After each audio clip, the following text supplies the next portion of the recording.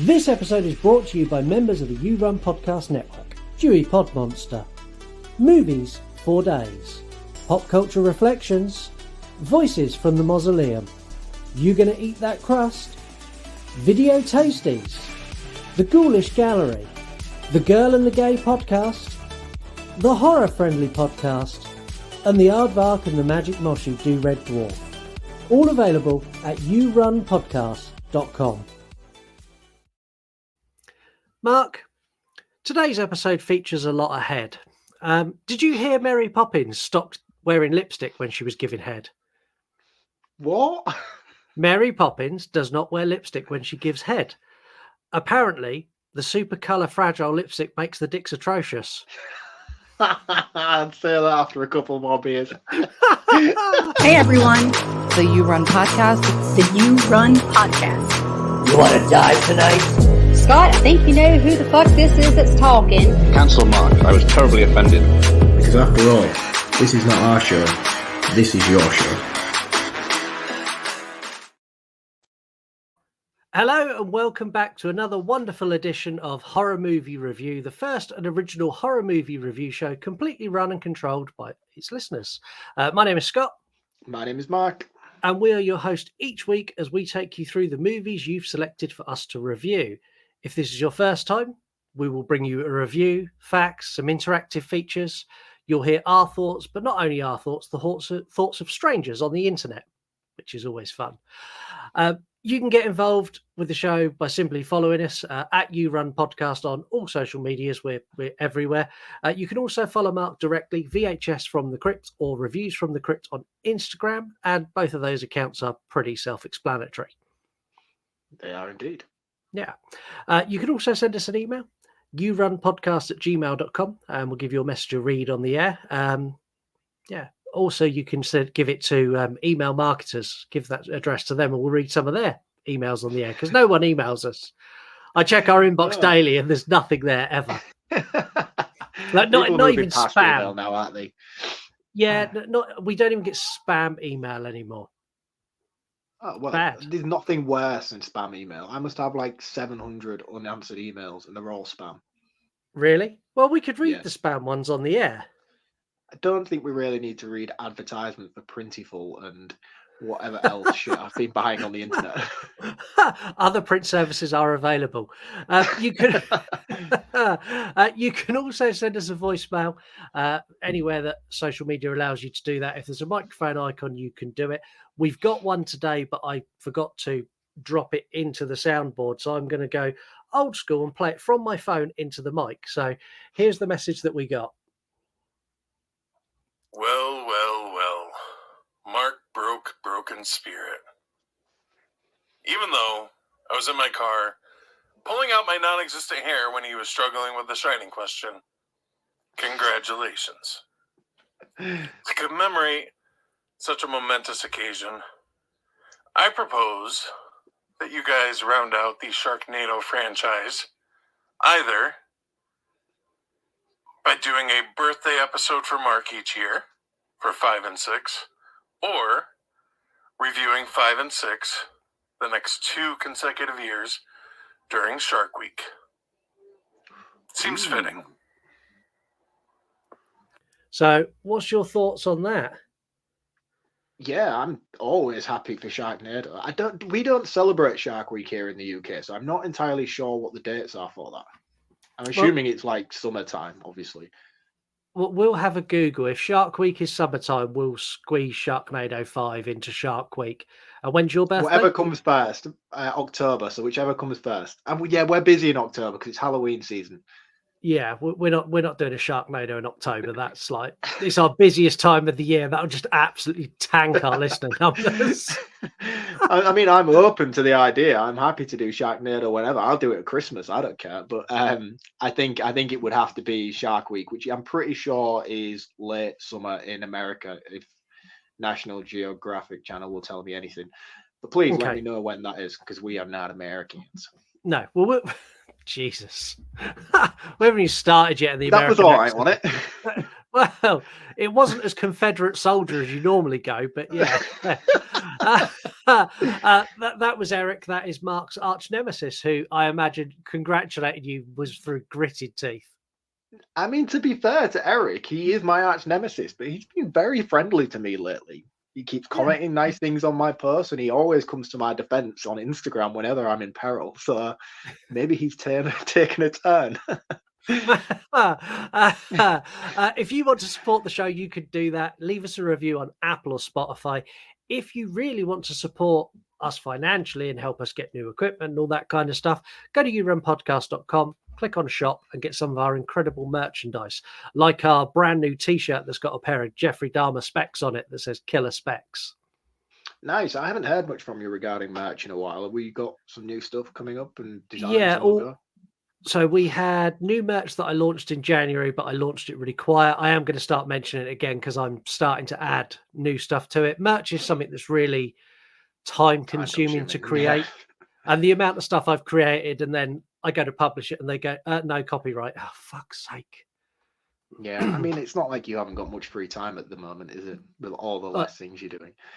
Yeah, it's not like I run multiple shows, a podcast network, and a family. Come on, get it together, man. Today we're taking a dive into the world of elevated horror. And as much as I hate that term, that is what the kids call it nowadays. And this apparently is now a subgenre within horror. Can I just be the elephant in the room, and probably for quite a lot of people listening as well? What defines elevated horror? Because I've heard this term thrown around. So, it's elevated horror. I'm like, is it, or is it just a horror movie? Because that's what it is. Elevated horror is a way of the younger generation saying that movies from the 80s, 90s, and early 2000s suck without saying they suck. Right, but I don't. What? So it's just a time period in horror, or no? It's a specific category that it falls into. Like, what elements define it as elevated? I think elevated consists of it must be made by A24, it must be slightly different, and it must be quite artsy. Right. Okay. So it's a hipster defining genre. Right. Very, very much so. This is A24 Loves Week. And honestly, this was almost the biggest backfire in a week announcement because we almost got Midsummer. And had we got that, this would have been We Hate A24 Week. To be fair, I think maybe we have been harsh on that movie a little bit. I'm not trying to defend it because I've only watched it the once. And from my first initial watch, granted, Ari Aster's a great director and there's a lot of elements there to love about Midsummer. However, I didn't walk away from that film fulfilled like I did, and I think that's more in contrast to how great Hereditary was. And then going into Midsummer and then getting the lackluster effort compared to his first feature-length production, it was underwhelming to say the least. Yeah, at the risk of having a vengeful call from Heather, who loves Midsummer is the dullest shit ever put to screen, and it's a longer, slower, more boring version of The Wicker Man. Yeah, it's a rough ride, but there's at least a good 30% in there that is very, very solid. There is, and if he cut down to just 30%, it still would have been 2 fucking hours long. Anyway, imagine a family drama where everyone expresses their emotions by sleepwalking, decapitating small animals, and befriending creepy old ladies with questionable motives. Throw in a dash of seance gone wrong, a sprinkle of questionable family choices, and a general helping of existential dread served ice cold. The result? A hilarious, fucking terrifying roller coaster ride into the depths of dysfunction, where the only thing more disturbing than the demonic entity is the family itself. Just remember, if you're hearing bumps in the night and things that may be paranormal, it might not be paranormal. It might be mental illness. And that just might be Hereditary. That was slick. I'm saying it now. Are our mics muted during this? No. Come on, Peter. Oh, you want everybody else to know how slick you feel? Yeah. Okay. It's heartening to see so many strange new faces here today. I know my mom would be very touched and probably a little suspicious. My mother was a very secretive and private woman. It's Grandma. You know you were her favorite, right? Even when you were a little baby, she wouldn't let me feed you because she needed to feed you. She was a very difficult woman, which maybe explains me. I recognize you from your mother. What? Sometimes I swear I can feel them in the room.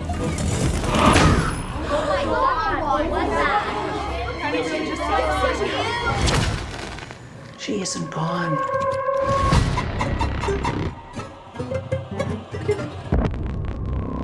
She had private rituals, private friends. Who's gonna take care of me? You don't think I'm gonna take care of you? But when you die, And she wasn't altogether there. At the end.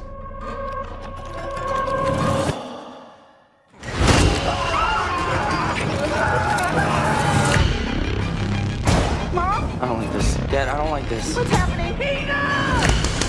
Don't you ever raise your voice at me! I am your mother! Please stop! Mom, what's happening? Make it stop! Make it stop! I just don't want to put any more stress on my family.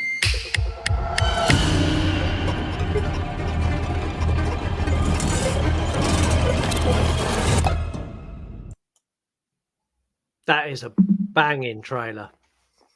Very, very good. I'd never seen that trailer before either.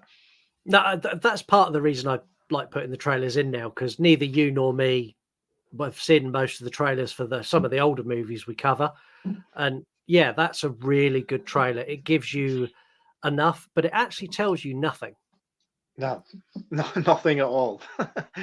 Like, we which is know in great. hindsight what it's referring to, but had I have seen that blind, I'd have been like, what the hell is this movie about? Because it Yeah, doesn't and imply anything. No, and it shows a man on fire, which instantly is enough to get me to go to the cinema and watch it. Is that your thing, is it? I love a good burning person in a horror movie. I love it. I love a good fire stunt. If there's a fire stunt and someone's burning alive, I'm all in, and I'll go. In and fact, watch it. actually, yeah, you do like fire stunts, come to think of it. Yeah, like Freddy versus Jason, like the fire stunt in that where he walks for about 8 miles through the cornfield is one of the best pieces of cinema ever. Yeah, you gushed for about 15 minutes on that episode, just did. about Jason being on fire. Yeah, I loved it. What a strange thing to enjoy. Listeners score the movies here. The listeners have scored this, believe it or not. In fact, what do you think they've scored this? And I'm going to go 9.5. What, out of 5? They've done well. Sorry, yeah, of course. I forget. You bowed down. Yeah, 4.5 or 5. 2.5 out of 5. Whoa! Holy shit. Really mixed bag. We had 2 options on the sliding scale where people put their finger. One was at 5 and one was at 1, and we ended up dead in the middle. This is a very polarizing movie. You either love it or you absolutely hate it. Yeah. Letterboxd love it. They give it a 4 out of 5. And Gladys, our AI companion, she also loves it, and she gives it a 4.5 out of 5. Well done, Almost Gladys. perfect. You did something right for a change. The thing is, Gladys and you score movies so in sync, it's unreal. I'm beginning to think she just goes on my review page and is like, what did Mark give this? I want to make Mark happy. What did he? She's trying to butter me up. Well, I suppose that's good. When the AI revolution comes, at least you'll have a pal. Fuck that. I'll be taking Gladys out first when the war begins. This show is spoiler heavy if you've never listened before, and we have the best spoiler warning in all of podcasting, and here it is. Okay, I'm going to explain this shit to you like you're 5. Get your eyes checked. Read the damn episode title. I don't want to hear any bitching, any complaining about how, oh, there's spoilers. No, read it. If you've not seen it, do not listen. Thanks, Heather. I love the fact that it gets a laugh out of one of us every single week. It does. I still yearn for an update every single time, and I don't know whether that's because I want more, because I'm certainly not bored by the one we have at the moment. No. This movie is getting a full run-through treatment because if we skim anything, it falls apart. This movie walks a tightrope with information. And if you exclude something early on, something later won't work properly. Because of that, I'm going to pre-warn you now, this is probably going to be longer than our normal runtime for an episode.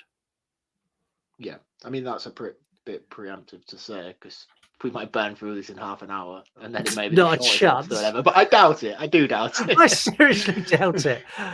We start with an obituary for Ellen Tapper, and I'm going to read it as I feel it's important to the overall point of the movie.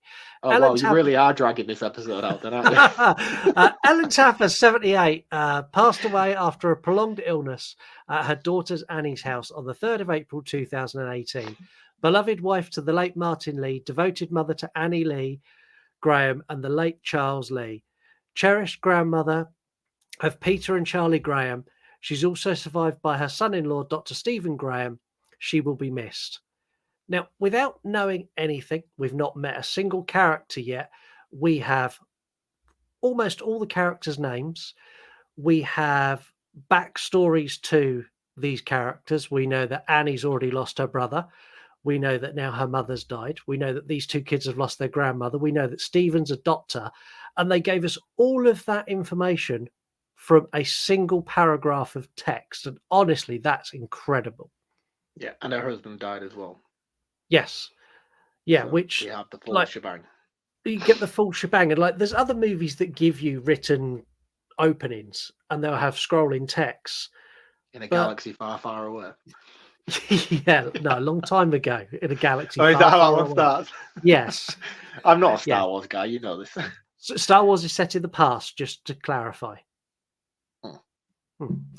Is it actually? Yeah, a long time ago in a galaxy far, far away. That has just blown my mind. Is it actually set in the past? Yes, it starts a long time ago. I don't know, do I? Why do we not have lightsabers if this is the past? Let's move on. I mean, I know it's a movie, but I mean, you've got to at least, if it's going to be set, right, let's not do this. We'll be here for ages. We've already got a long episode. This movie cinematography is incredible. And it literally opens with one of the best cinematography shots in any movies. You start outside Annie's window, outside of her studio, and it comes in. Annie's an artist who makes miniature sculptures, and it's moving towards one of these miniatures, and the miniature is the house they live in. Now, I'm going to spoil it now. Do I spoil it now? No, I'm not spoiling it now. I'm going to save it for facts about the miniatures. I want to know what you're referring to. Yeah, I'll save it. So it zooms into one of these miniatures, and as it zooms in, it zooms into one of the bedrooms, and it gets to a point when you can no longer see any of the model around it, and seamlessly switches into the actual room. You cannot see. I slowed it down to see if I could see where it changes, and I couldn't. You can't. It is that perfect. The interesting thing about this as well is they filmed this entire movie on a soundstage. Yes. The exterior shots are actually a house in Utah in America. If you live in Utah or fancy a trip to Utah, you can go and visit the house in which this takes place. It's owned by somebody. It is a real location. But the entire internal shots of the movie are all filmed on a soundstage purely to be able to create shots that you can't usually create in a normal house due to the restrictions of walls and things like that. But they wanted to be able to use incredible cinematography like they do to be able to use it as a reference point in the miniatures and have that same feel between the two. So the screenshots that you see on screen and the pan outs that you get from the miniatures, in order to make them the same, you can't do that in a normal building because, as I say, the restrictions of walls. Similar to what you get with a sitcom when Friends, where they're filming from so far back, but it's just the focus of the living room. That's all because it's soundstage. Yeah, and it's really cool. It looks great. I can't floor any of the shots in this. From a cinematic standpoint, you can be as critical as you like. This is one of the best movies made in the last 30 years. Yeah, easily. Yeah. The room that it goes into is Peter's room, who's the son of the family, and he's woken by his dad, Steve, who puts a suit on his bed for his grandmother's funeral. And he asks if Charlie slept in the house last night, who's the little sister, creepy, but we'll get there in a minute. Didn't. Instead, she slept in a very impressive treehouse. Could you build a treehouse that good? Easily, I could do that in a weekend. Wow. Yeah, I'm a very skilled craftsman. Yeah, I need a tree house. I need a tree in my garden to put a tree. I'd love a tree house. I'll come to you all for the. Do you even have a tree in your garden? No, I've got a tree in the neighbour's garden that overhangs mine. I'll put it in the neighbour's garden. You can ask him if you can use it. Yeah. Now, Charlie is a weird kid, and I'm not saying that's a bad thing, but she is strange. She makes some Very. really cool sculptured teddy things, but she uses parts of dead animals to do it. Again, there's nothing wrong with that, and she has a beautiful, bright future on Etsy. But she is not your typical 13-year-old girl. No. There was a lot of criticism for her as an actress as well when this came out, saying that they'd put like prosthetics on her to make her look creepy and things like that. That's not actually the case. She has a syndrome, I believe is the term for it, similar to what Gaten does in Stranger Things. It's a craniofacial dysplasia. I don't know exactly what it is, but yeah. But yeah, she has the same, and so does her sister as well. Her sister's also an actress. They both have the same disorder, hence the disfigurement that you see within her face. Yeah. That wasn't done with prosthetics to make her look. No, and she's a fabulous actress, and I've seen her do interviews, and I've seen loads of stuff she does on social media, and she's a really bright, bubbly, vibrant person. In this movie, she is not that. No, not at all. No, she's incredible in this movie. Really good. We cut to a funeral where we see Annie deliver a eulogy, and it's a strange eulogy. It's like, my mum was weird. She kept secrets, but she's dead now. Thanks for coming. That's kind of the gist of it. Yeah. there's no love or emotion in that. And it kind of adds extra context to their relationship. So she died in Annie's house. And from that eulogy, I instantly know they did not get on the best. They didn't have the best of relationships. Did you just knock your beer over then? No, that was Lisa letting the dog out. And now she's talking, not realizing she's live on the show. At the funeral, Charlie's drawing in her pad, which again is a bit strange, and she keeps making this clucking noise. Like, the creepiest thing ever. Yeah, I don't like it, but I love the fact they put it in now, because when it happens later, it's so much more impactful. Yeah, really good. And the thing is, they do that very well throughout this entire movie. They set up subtle suggestions of things that are to come. Yeah. And this is the second time. I can't believe it's the second time I've only ever seen this movie, and I will explain why it is only the second time I've seen this movie since it's come out. But I picked up on so much more this time around, knowing what was coming and what to look out for. Yeah, I did as well. And like another subtle thing they do straight away is Charlie's trying to unwrap some chocolate, and Steve stops her and goes, "Has that got nuts in it?" And then her mum's like, "Has it got nuts in it?" And Charlie's got a severe nut allergy, which we find out later. But they also mention here that it must not have nuts because they didn't bring her EpiPen. Yeah, another like important point. Yeah, all these little points that they've dropped in the first 10 minutes of the movie, and they mean nothing. And then later, these little nuggets are the most important things within the plot. It's really That's clever. it, and they don't come across as forced exposition like you would find in a lot of movies where you're like, that's going to come back around later on. Like, no, not at all. You don't even give it a second thought through the entire setup of this movie. No, it's literally just dialogue that's like really inane and pointless. Like when you're listening to like casual conversations. Yeah, like it's like, well, I don't care. Why is she eating a chocolate bar? I don't care. Just get. At this point, I'm going to be honest. At this point, I'm kind of going, come on, let's get going. Let's get going. It's a very slow opener.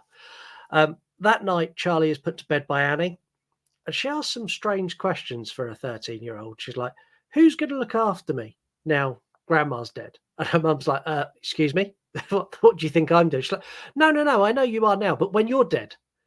Yeah. And her mum's like, "Well, your dad will do it. Like, go to sleep. Stop asking me weird questions." She's not a very loving parent, isn't Annie? And I think they set that up quite well early on. She doesn't seem very emotionally invested as a parent. With this situation where she's asking childlike questions, you would as a parent as well, myself, especially with a 3-year-old who's now very active in dialogue and asks similar kind of questions, who has a very curious mind, you have to find yourself sort of playing into their stories and educating them. You don't get that sort of response from Annie here. She's very blunt, very abrupt, and very go to sleep. Very, kind of very thing. much so. And there's a bit when children do ask you questions like that, difficult questions like, when our dog died, Yeah. is the dog in heaven now? I don't believe in heaven. The dog's definitely not in heaven. The dog's in a box. It's ash now. But when All my dogs child go to asks, heaven. yeah, no, your dog's definitely in heaven. He's having the best time. He's chasing a ball around right now. Kids happy. Exactly. You have to elaborate and expand and just go wildly over the top in order to appease their emotions. But you don't Yeah. get that here at all. No, you don't. Annie goes into a workshop and we see her look through like a memory book, almost like a scrapbook, where she sees her mother. Like she catches a glimpse of her mother. And this is where I'm going to call a quick time out to the episode. So this movie can be viewed from two different viewpoints. One is a paranormal viewpoint where there are real entities and cults influencing the movie and the characters. And this is how Marc views this movie. Yeah. This can also be seen as two members of this family having mental breakdowns and serious mental health issues. And we're being fed the information through their eyes only. So the information is coming from broken minds and therefore it's not accurate. And there's nothing paranormal at all. This is how I view this movie. Now, I brought it up now because I don't want to do scene for scene explaining both sides, but there's a couple of bits that I'm going to highlight where I go, look, this is a really paranormal scene, but if you look at it from this perspective, it's very different. Yeah, we had a conversation off air. We've been back and forth all week talking like, because you messaged me and was like, I want to know your stance. Where do you stand on your viewpoint on this movie and how do you perceive it? And I said, this is where I am. I said, but I haven't watched it again this week for the episode. So I will try and take on board your perspective and see how I get on with it. It's fair to say I didn't come to the same conclusion you have. If not more so, because I was looking out for reasons to back up my theory that that's not the case. But we've decided that it would be best for both me and Scott to not bitch at each other for 2 hours and you guys have to endure it, that we would put that aside and not spend every single scene saying, well, I think this and I think that and I think this because of this and this and that. It would just get very tiresome. So we're not going to do that tonight. But we may put aside 15 minutes at the end of the episode to do that. Yeah, and I'm sure there'll be a couple of points midway where we'll have that mini version of that discussion. Yes.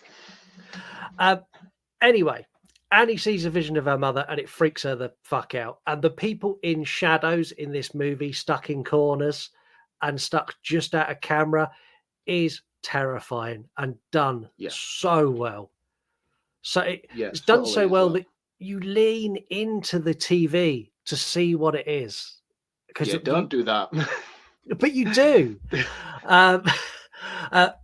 We cut to Charlie at school and she sat at a desk and she's drawing in a notepad and we get a really cool bit where the teacher just casually goes, it's time to put notepads away now, you need to focus on the lesson. And Charlie does that. She's not a bad kid. And with that, a bird hits the window in like a spray of arterial blood up the window for good measure. And it focuses on me again, second time around. Jump scares galore. Yeah, the thing is though, they're earned. Oh, 100%. Yeah, they are definitely earned and definitely worthy of appreciation. I'm not just. It's really difficult to throw around the term jump scare when you're dissecting a movie because it always seems like a negative point to make, but it's not. A jump scare is a very effective use of movie making, especially with horror. If you execute it right, it's just when it becomes tiresome and a trope within a lot of cheaper modern day horror movies that use it. So when I say the term jump scare here, just know that it is a very, very well earned jump scare and a very worthy one when it comes about. Yeah. Charlie, we see Charlie focusing on a pair of scissors before jumping in forward in time, where we see Charlie foreshadowing her own demise as she decapitates a bird with a pair of scissors. There's also a lady who waves at Charlie that we haven't met yet, but we'll talk about her later. She definitely comes back later on. Yeah. When I saw a child cut a bird's head off with a pair of scissors. I found it really disturbing. Did you? Was you never that curious as a kid? I mean, I'm not sadistic in any way, but like I've never cut the head off any animal. I also want to make that very clear right now as well. But like, you find a dead thing, do you not poke it with a stick? I mean, she takes it to the next level, don't get me wrong, but like, yeah, I mean, there's one thing in like finding finding a dead squirrel and like picking it up by the tail and slinging it at your mate. There's another thing, like very casually cutting the head off it and taking it home. They're two secretly different making things. sure no one's watching you do it. Yeah, and then like making one of your creepy dolls with it. It's a very different vibe for my interaction with dead animals and Charlie's as a kid. Yeah, no, okay, I get that. Now Annie started doing some research into apparitions because she's seen her mum, or she thinks she's seen her mum. And Steve gets an email from the funeral home to say that Ellen's grave has been desecrated. Now, I have to say this: like, if a member of my family's grave had been like desecrated like this, I would want a phone call explaining, not just an email with a couple of pictures. No, he gets a phone call. Oh, does he get a phone call? Because I know he gets an email He because does. we see the picture. Yeah, he gets the email later on to show him the photographic evidence of what's happened, but he gets a phone call because he lies to Annie, doesn't he? Yeah, he and does. Says that it's nothing, it's work. It's not what it's just work. Don't worry. But yeah, no, he gets a phone call from I think the parish council or the parish vicar or something like that, explaining to him what had happened, and he says, "Oh God, what do you mean? It's only been a week. How has this happened already?" Yeah, I think so. him Yeah, so he not does get telling the phone call. him not telling Annie's a good call because he can see she's struggling mentally. Yeah, and again, a perfect setup with the exposition script that we got in the opening credits. You know that she's lost her brother, you know that she's lost her father already, and now her mother's died. She suffered some serious trauma within her life, and then now this. How would you explain to her your mother's been buried a week, and now somebody's completely smashed up the grave and also exhumed the body, which we later find out. Yeah, and Annie's not blind to the fact that she's struggling either because she tells Steve she's going to the movies and she goes to grief counselling instead. Anyone who's attended any sort of group counselling sessions knows how this feels, and this movie really captures that emotion perfectly. I was made to do group counselling when I was younger after my dad died, and this kind of uncomfortable, weird vibe is exactly how it was. Exactly. In this meeting, Annie reveals that her mother kept secrets, and she also suffered with several mental health illnesses, one of which being DID, which is dissociative identity disorder, which is split personality disorder. This is probably the one issue I have with this movie. That condition is so rare, like less than 1% of the global population even meet the markers for that diagnosis. That's the one issue I take. Like, they could have used so many different other mental disorders, but to focus in on that one, I think was a bit of a misstep for me. But for me, this is perfect. And the fact that it's so rare is even better to me on why I believe how important it is that she has DID. Because especially with the bloodline and the Hereditary, the title of the movie, and how important that is going to be.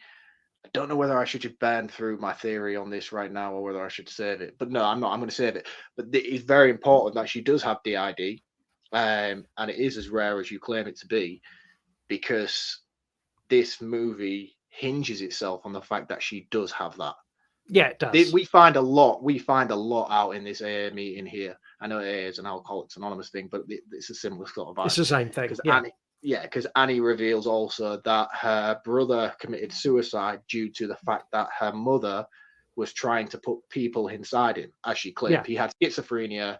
He claimed his mother was trying to put people inside him, and he committed suicide. We also find out that her husband, not Annie's husband, the grandma, her husband died due to starvation, which I think it's hard really to reference this to my point, but I think that in a lot of exorcism cases and things like that, starvation is a big key in a lot of those. he doesn't Yeah. necessarily fit into the story for me. So I feel like that was a little bit of a misstep to include him and his death in that way. And then obviously, what was the other thing that they referred to in this A meeting? I can't remember. But anyway, those are the two main focus points to take away from it: is that Annie's mum had DID, her brother committed suicide due to the fact that her mother was trying to put people inside of him. Very important. And then the father was a bit of a throwaway. But again, there's a lot of things that I don't understand about this movie and that I haven't pieced together. But I do feel like it's pivotal. I just don't know quite yet what that is. Just don't know how. Yeah. Now, Annie's been working on a project for a gallery, and she gets a phone call to chase up when it was done. And I was like, wow, that is the most. Her mum's like barely in the ground, and they're like, oh, that project you were working on, like, I know you've lost your mum and you're having a bit of a shit time, but is it ready yet? I was like, yeah, the phone call itself was like, just to let you know, we're all here for you and we're all thinking of you. But actually, while I've got you on the phone, have those you deadlines finished we it were yet? talking about, are you anywhere near? Let's fuck. Let's talk about Peter. So Peter's Yes. about 17, and he asks his mum if he can go to a party. Her reaction to this is bizarre. He can go, but only if he takes his 13-year-old sister. Now, Yeah. Peter wants to meet a girl at this party that he really likes. And Charlie, as much as he loves his sister, is 100% going to cramp his style. Long and short of this, Peter doesn't want to take her. Charlie doesn't even want to go. But Annie goes all 1980s parent and like, well, if you don't go, I think if you don't take Charlie, I think you're doing this, and I think you're drinking, and I think you're doing drugs, so you're taking her. Yeah, And I he mean, the has to. inclusion of her wanting to take Charlie is purely based on the fact that Charlie is a very, very weird kid. She has no friends. She has no social interactions with people. So she's trying to get her to mingle with other kids, which is why her Yeah. insistence of making Charlie go to this party is if she takes him, if he takes her, then she might meet somebody at the party and gain some friends and not be such a social outcast as she currently is. Yeah, but like, I just don't understand like what's going through that parent's head, because this is a party for 17-year-olds. This is not an appropriate place for 13-year-olds. 13-year-olds and 17-year-olds do very different things at parties. Well, from my memory, they did anyway. They do. They certainly do, yeah. But you can tell that she's kind of clinching at straws with Charlie. Yeah, the drive to the party is awkward, to say the least. And why does Charlie sit in the back and make Peter effectively be her chauffeur? I don't know. That was weird, wasn't it? She like gets in the back and like, drive on, driver. And they don't say anything the entire time, and you can see that he is very, very pissed off that he has to take her. Yeah. But the thing is as well, you can tell that out of the entire family, Peter is the only one who actually has any pure. I don't want to say too much about Gabriel Byrne's character as a father, because I don't feel like we get enough interaction with him and Charlie to be able to judge the dynamic of their relationship. But you can tell that Peter clearly loves and cares for Charlie, and he's the only one that he never belittles her, he never talks down to her, he always treats her with the utmost of respect and adulthood when he speaks to her, which is great. And it's a really nice relationship between the two of them. Yeah, which ties nicely into what I'm about to say. They get to the party and Peter can't wait to ditch his little sister as soon as fucking possible. Yeah, he's seen boobs though, so to be fair. He's seen weed and boobs, and I can't blame him for that. He wants to go and smoke some weed with the girl that likes him, and he wants to go and fondle her boobs. That's the long and short of this. What he does is kind of cruel, but I kind of get it as well.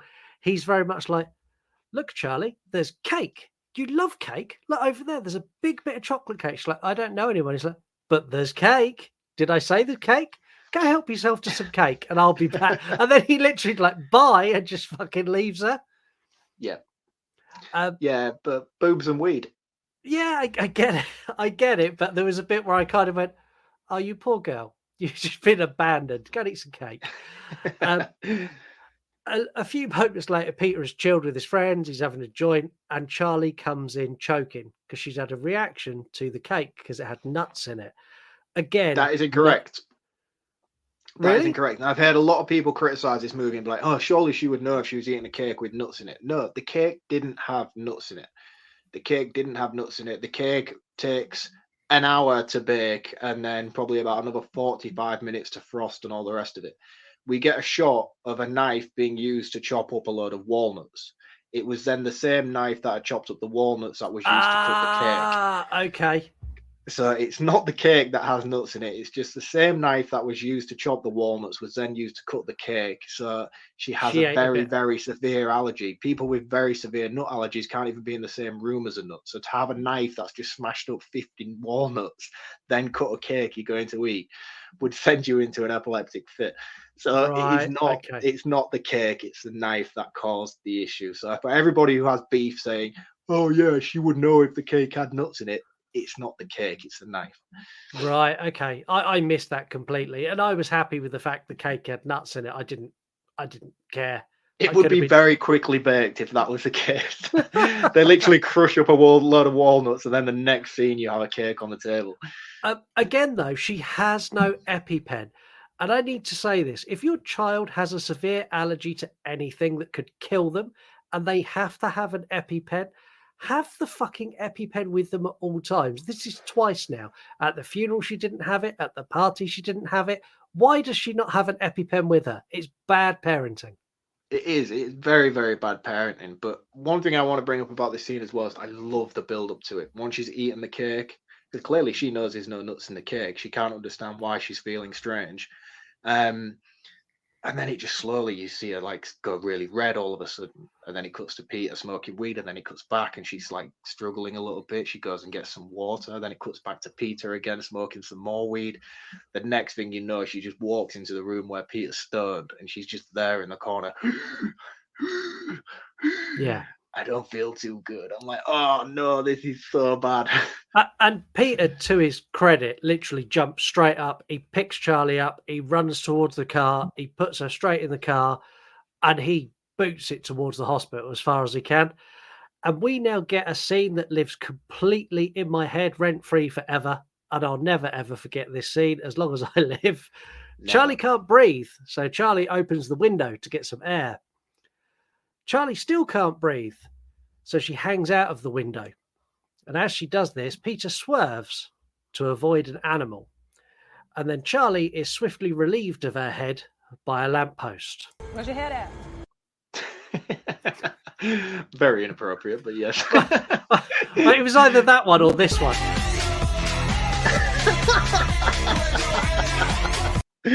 Brilliant. Neither of which were appropriate, but I felt both needed to be available to me.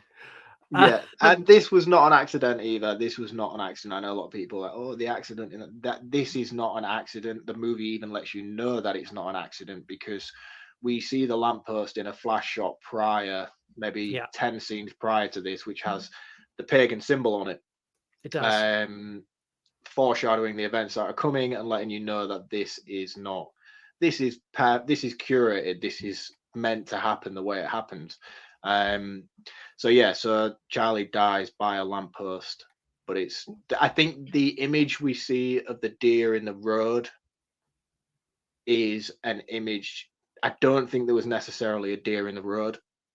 I think it was just an image in Peter's head that flashed up, causing him to swerve, which caused the decapitation. But I definitely think the whole situation itself was curated by the fact that it was shown to us prior with the image on the lamppost.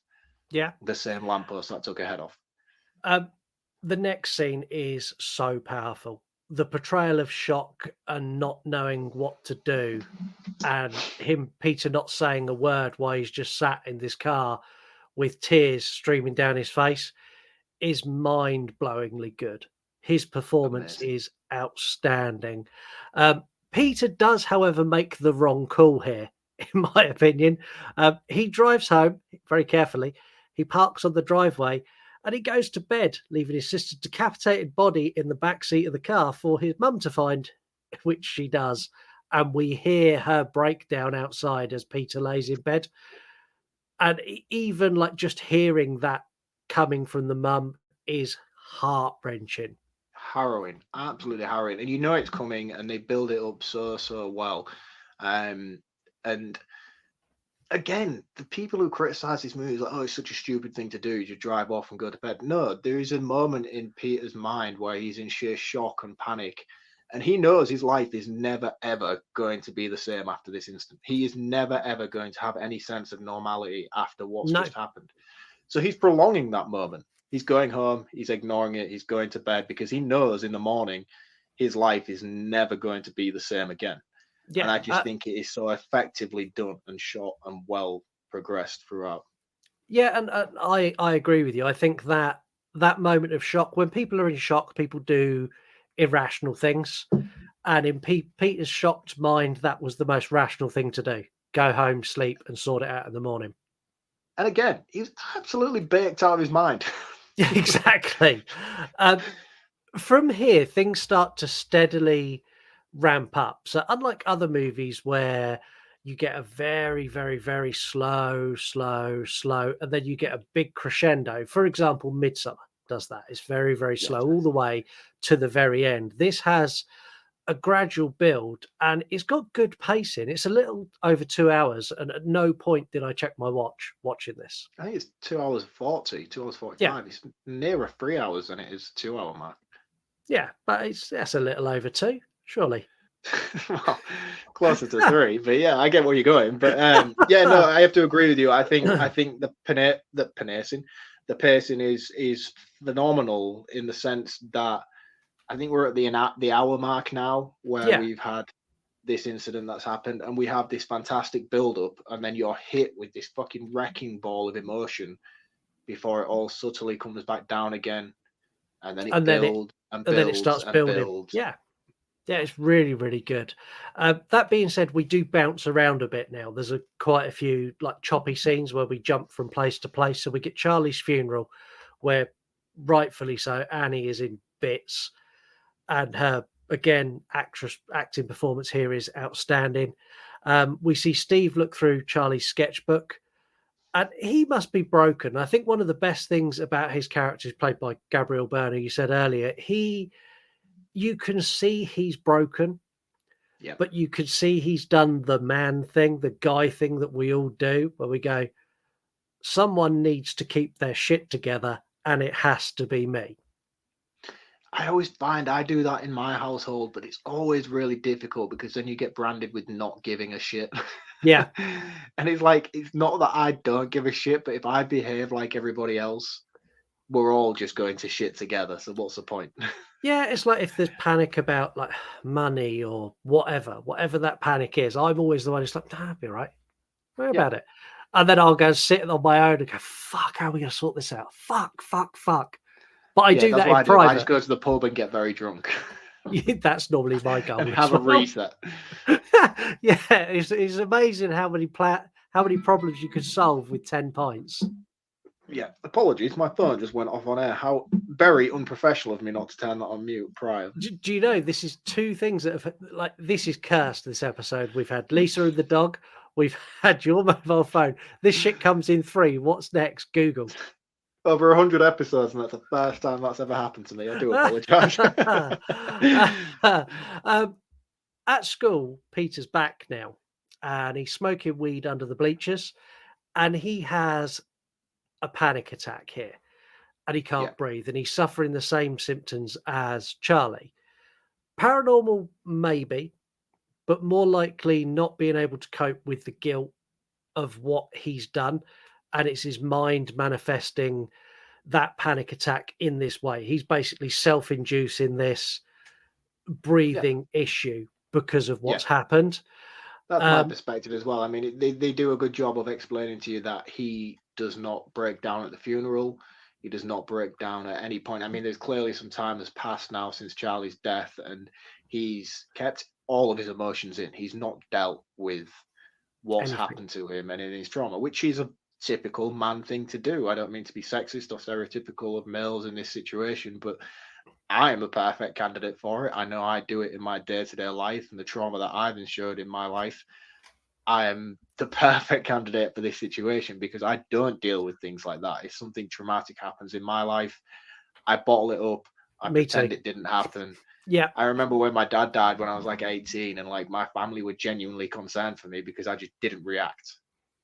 Didn't react at all. And like I've had people die in my life, like grandparents and things like that, and everyone's like, you're just so emotionless, nothing seems to bother you. And it's like, you have no idea how I feel, but yes, if that's how it makes you feel better knowing that I'm not bothered, then fair enough.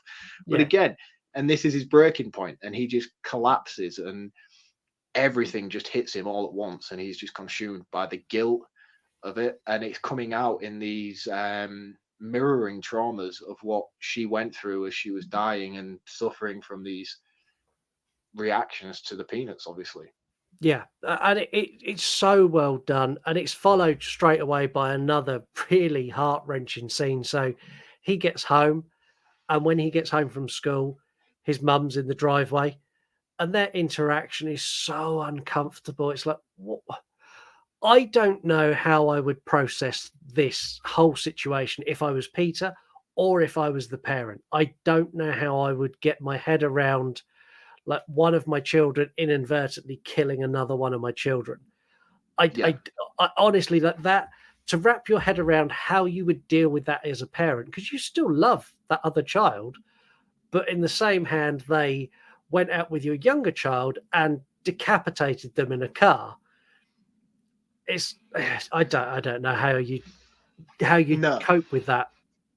I don't either. Your instinct is to care for your children regardless, and that reflects later on in Toni Collette's monologue, which she has at the dining table. But there's something really interesting about the scene. I don't want to jump around too much, but there's something really interesting about the scene. Obviously, Peter will not drive a car anymore. He's clearly using his bike from this point on, which is cool reference as well. The fact that he's not. He comes back on his bike, but Toni Collette's asleep in the car at this point. Yeah, her eyes are closed. And then the car just drives off instantly after Peter arrives. And there's a lot of reference in this movie to the fact that she sleepwalks a lot. Yes. But then we never really see it apart from one particular scene, which we haven't gotten to yet. But there is heavy reference all the way through that she sleepwalks a lot and she does a lot of this stuff. But she's asleep in the car. And then the car just starts and drives off. You don't see her wake up and drive off. She's still asleep, as far as I can interpret it. Yeah, and the sleepwalking thing is one of the big markers that makes me think that a lot of this is mental health issues, and we're seeing it through their eyes. So, for example, later on where we get the Burning Man scene, was she asleep and did she set him on fire? And then she's woken up and gone, oh my God, what's going on? Like, there's lots of bits where it could easily be explained away by she slept walk and she's done it. Yeah. As opposed to a ghost did it. So no, my theory completely contradicts that, but I can appreciate and see what you mean by that, because there's definitely something there with the sleepwalking stuff. Yeah, I have my theory in place, and I know it's right. I just haven't quite got the jigsaw pieces to fit exactly how I want them to yet. Addie heads back to her support group, and she pulls up, and she's about to blow it off. She's like, I can't do this, and then we meet Joan. And Joan is the same woman from The Exorcist Believer, but in this, she can act. She can. And do you know what the interesting thing about this is as well? I've seen people criticize her performance in this movie. But she's acting as an actress in the movie. She's a deceiver. She's supposed to be wonky. She's not a trained actress. She's supposed to be pretending to be somebody else. And I think that's a harder thing to do as an actress than it is to actually be normal. Like, she's trying to be wonky because she's trying to prevent. She's trying to lie. Yeah, she's deceiving Annie, which we haven't got to yet, obviously. Yeah, but from who she actually is, which when you look at her performance, that is correct. Because when she comes round later, she's not as wonky. No, and that's what I mean. It's fucking brilliant, and she's so fantastic in this movie. And I know when we did Exorcist Believer, I criticized Anne Dow heavily, and I didn't think she was a good fit for that movie.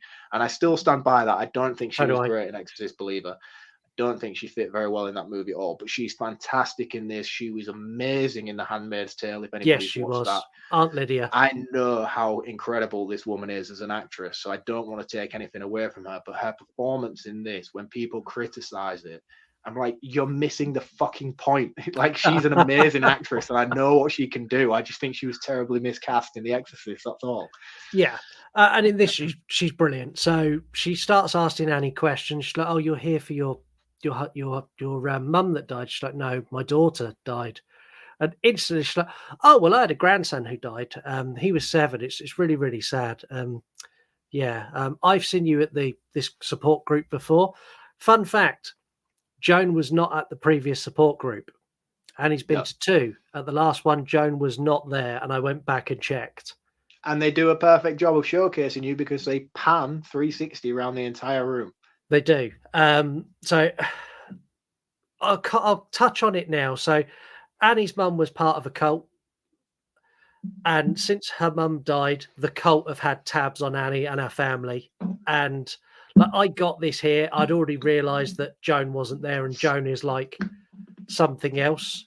Plus, she beat women mercilessly in The Handmaid's Tale, so I can never trust this actress in any role she ever plays. This is it. It's getting to the point where she's going to be the guy from Jeepers Creepers, where every time he comes on screen, you're like, yeah, you're going to die.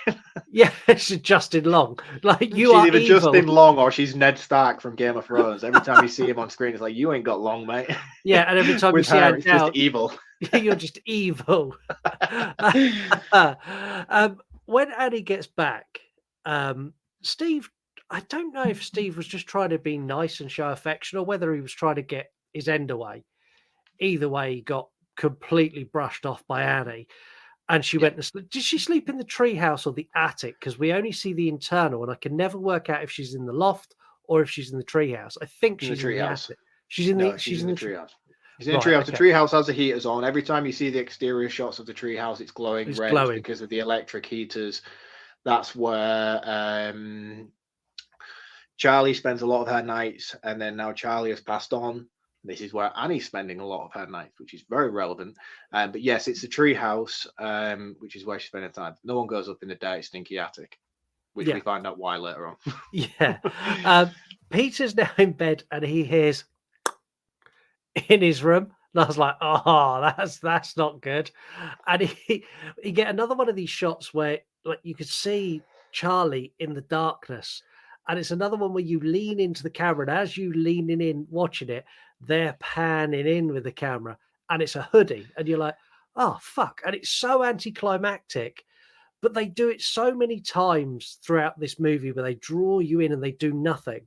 When they do it later and they draw you in and they hit you with something, Jesus fucking Christ.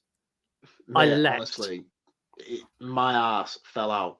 And even on the second time watching it, my ass fell out again. Yeah, it's awful. It is the most uncomfortable thing I have ever seen put to screen. Yeah, I mean, this one, like, nothing happens. It's just the hoodie. But it's so well built up that they've done it once with Annie where she saw her mum. Now they've done it with Peter where he's seen Charlie. Yeah.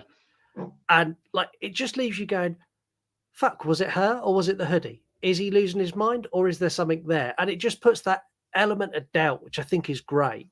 Annie goes to Joan's apartment, and this is where we find out loads of information about Annie sleepwalking. So she's talking to Joan. She's saying that she sleepwalked in the past when she kind of had a bit of a mental break before. And the worst she'd done is she doused herself and her kids in paint thinner. And when she kind of come to, she had the matches in her hand ready to set them all on fire. Yeah. Like, she was with her husband, Steve, when that all happened.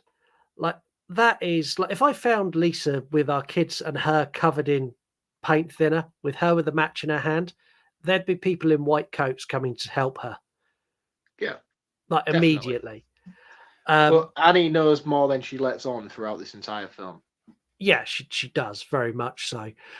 It ties in nicely to Steve sending an email to the therapist as well. So Annie's obviously had treatment before, and he sends an email which, if you read it, is basically saying, look, Annie's having problems again. I think she's either having a mental breakdown or she's on the verge of a mental breakdown. But he never gets to send it. Like, every time there's a couple of times he goes to send this email and he gets interrupted by other things. The other thing that's cool at Joan's house is the doormat. So there's like this hand crocheted doormat. And when Annie comes, she's like, oh, my mother used to make those. And Joan's like, oh, how interesting. It's like, the fucking mother made that for you, damn it. No one makes no one makes doormats like that. The thing is as well, Annie gets drugged here, which is really, really blink and you miss it kind of scene. Annie gets drugged. She puts something in her tea. It's like a leaf thing she puts in the tea. And you see Anne Dowd's character following the teacup with her eyes through the entire scene. She's just fixated on her, making sure she drinks his tea. And again, another pivotal point that is crucial to my theory, which I'm not diving into now, but it's important that at this point she drugs her. Did you see it? Back me up here. Did you see it? Did you get the drug thing? I did see it. Yeah. Oh, okay. I think it was just a herb to help calm her nerves. I No, sit in a it's not. different She place to drug. you. She did drug her, yeah, but to calm her, not to do anything sinister. No. She was shifty as fuck. She was watching it. She was insistent. She drank it. She drugged her for purpose. No. Very important purpose as well. Okay. Back at home, I am not a fan of Annie's latest project. And if this was Lisa, honestly, this would be the point where I would think I would have her committed for mental health assistance. She's making a diorama of the crash site where she lost her daughter. And Steve comes in and he kind of challenges her, go, I hope Peter doesn't see this. Like, you cannot show this to Peter. She's like, well, I don't see the problem. It's a neutral perspective of the accident. You're like, wow. Yeah, and this is sort of like an insight into her. It's her way of trying to control. Yeah. And dealing with that. That's how she's processing this trauma. She's putting it all out in front of her so she could look at it and analyze it and understand it, is what I get from it. Yeah, exactly that. People deal with trauma in various different ways, and nobody is anybody to be able to judge how people cope with traumatic events within their life. And if this is her coping mechanism, is to revisit the incident and try and, in her own mind, play out how it could have worked differently, who are we to judge her for doing that? But at the same time, her son cannot see that. No, he cannot see that at all. Like that might be how she processes it, but if her son sees that, he's not going to process that well. That's going to add to his trauma. I love the fact that Steve's kind of had enough now, and she's like, I'll come down and make dinner. He's like, it's 10 o'clock. I've made dinner. Like, come down, eat dinner. Don't eat dinner. Do what the fuck you like at this point. I'm kind of done. Yeah, I don't give a shit anymore. Yeah, I don't care anymore. You're up here making dioramas of my decapitated child. You're being weird. You're disappearing off to go to these, like, the movies all the time. Which is what she keeps saying. Yeah, I'm going to the movies. Yeah.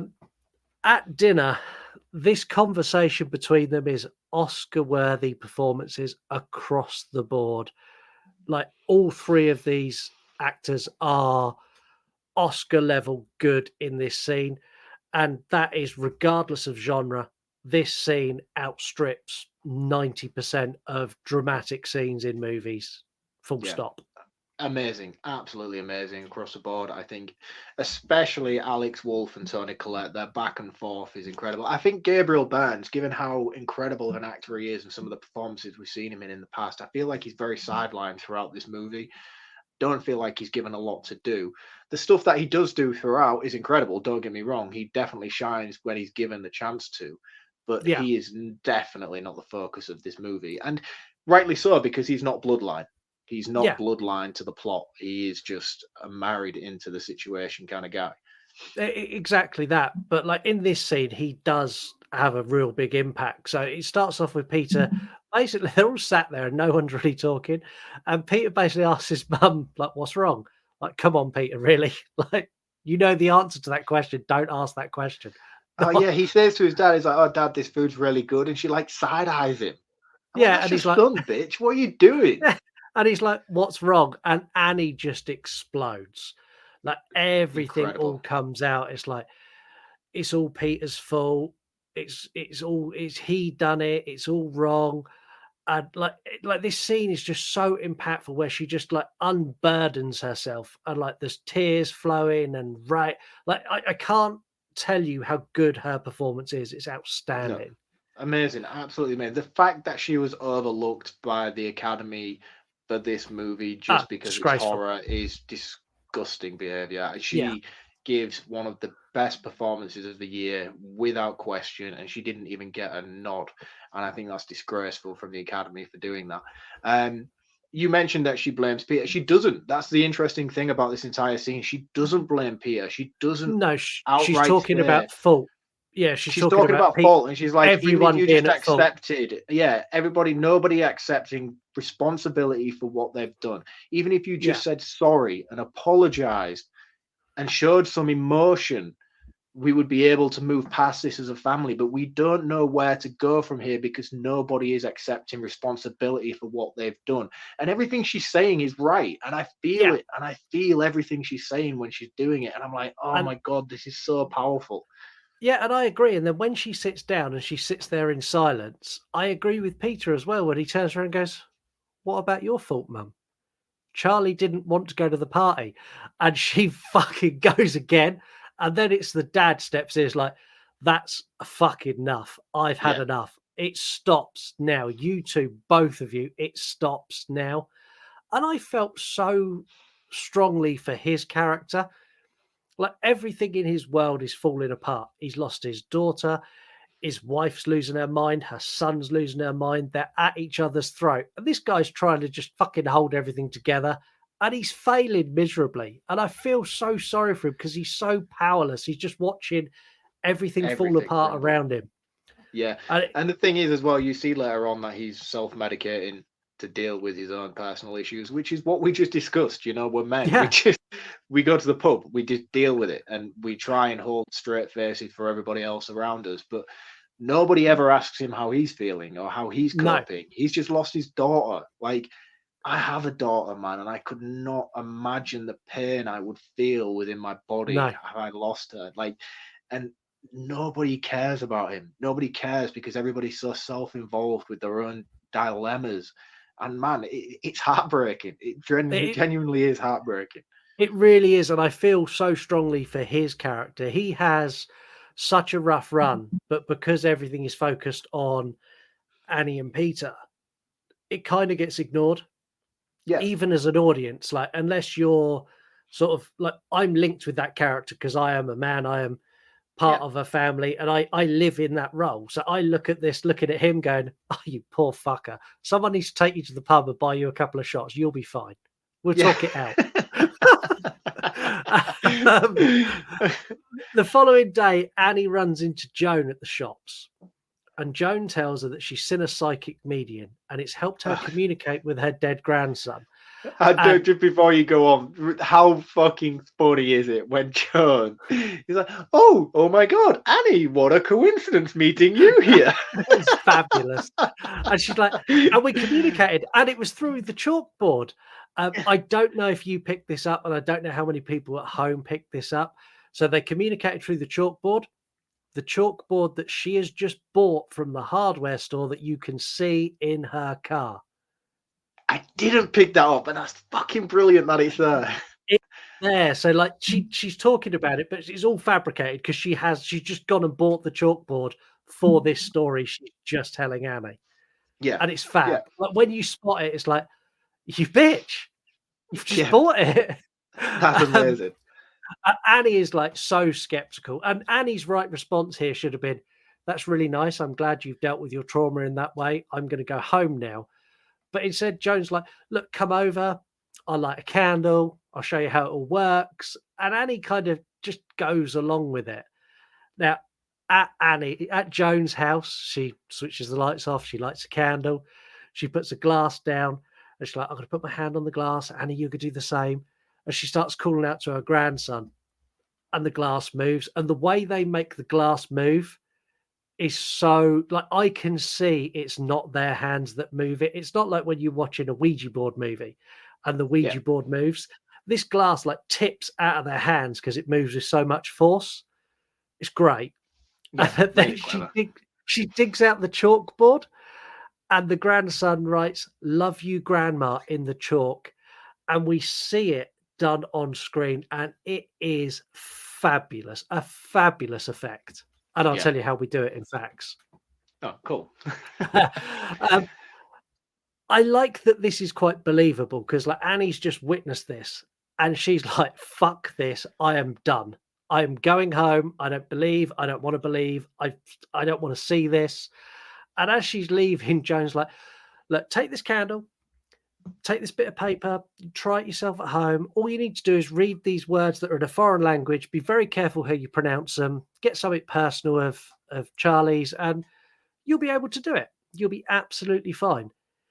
If We anyone need to gives also you, make it clear that this seance that she has to perform has been trying to be pushed on her from the beginning of the movie since Charlie's death. We see earlier on when the postman comes, he pushes a purse through the door, they fixate on the letterbox, and then almost 2 minutes later, as if someone's just walked up after the postman, they push through a flyer of a seance that has been created by this group in order to try and lure her into this situation. They're trying to get her to perform this act. Yeah, this is the cult heavily influencing the family and trying to get them to do what they want them to do. And they also make heavy, Anne Dowd's character also makes heavy insinuation that all family members must be in the house at the time. Yeah, including grandma. Including grandma. I got to ask you, I don't know, we've co-hosted long enough now, I don't even know why I'm asking this question, but had you lost someone this close to you and someone gave you the ability to communicate with them, reading some foreign text and with a chalkboard, would you do it? No, and this is going to surprise you massively because usually I am the type of guy to do stupid shit like this. But no, I think the most criminal thing on this planet is psychic mediums. And if you are a psychic medium, I do apologize, and I hope I cause you no offense, but you are a crook. And the fact that you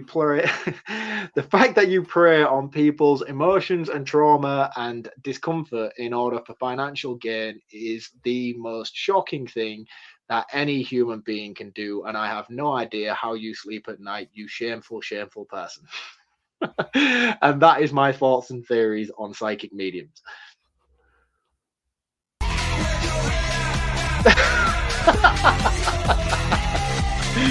Oh, I don't care. I stand by it. My wife, she's a big believer. My wife's a big believer. So she's been to psychics and stuff like that. She's been, and I tell her profusely, I think that this is the biggest shambolic thing that you can ever attend, and I think it is criminal that these people perform these acts and they tell you stupid and ridiculous and obvious things to prey on your trauma and upset and your emotions to try and make you feel some sort of comfort, because they're not doing it for themselves and they're not doing it for you. They are doing it for the money that you are paying them to do it. If they had this power and they had the ability to be able to do this, they would do it for free and they would bring joy to the world in their ability to do it. So yeah, you're all fucking criminals and you deserve to be locked in jail.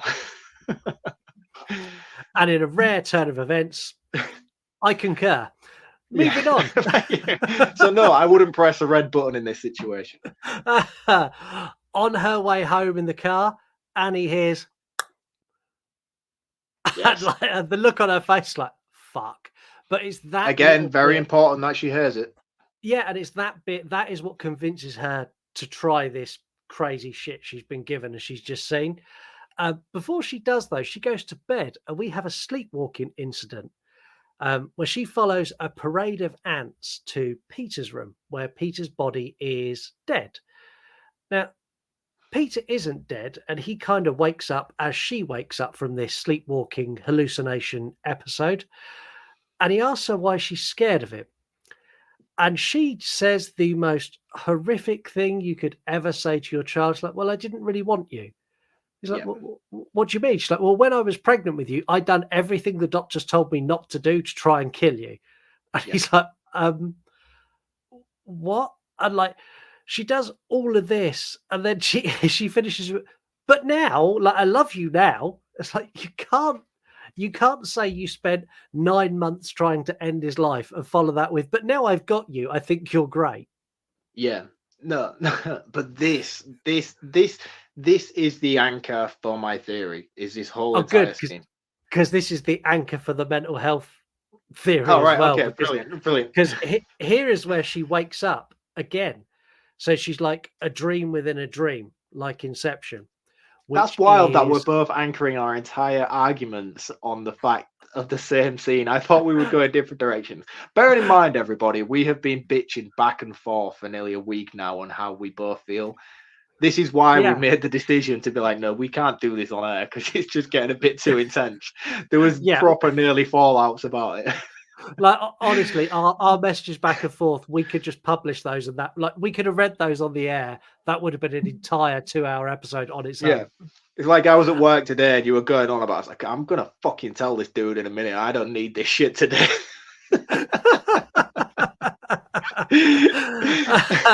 But yeah, this sort of dream within a dream within a dream, like different behavior and mannerisms, is a common thing of DID, which, although I've got an issue that they've got that as part of the movie, DID is a hereditary mental illness.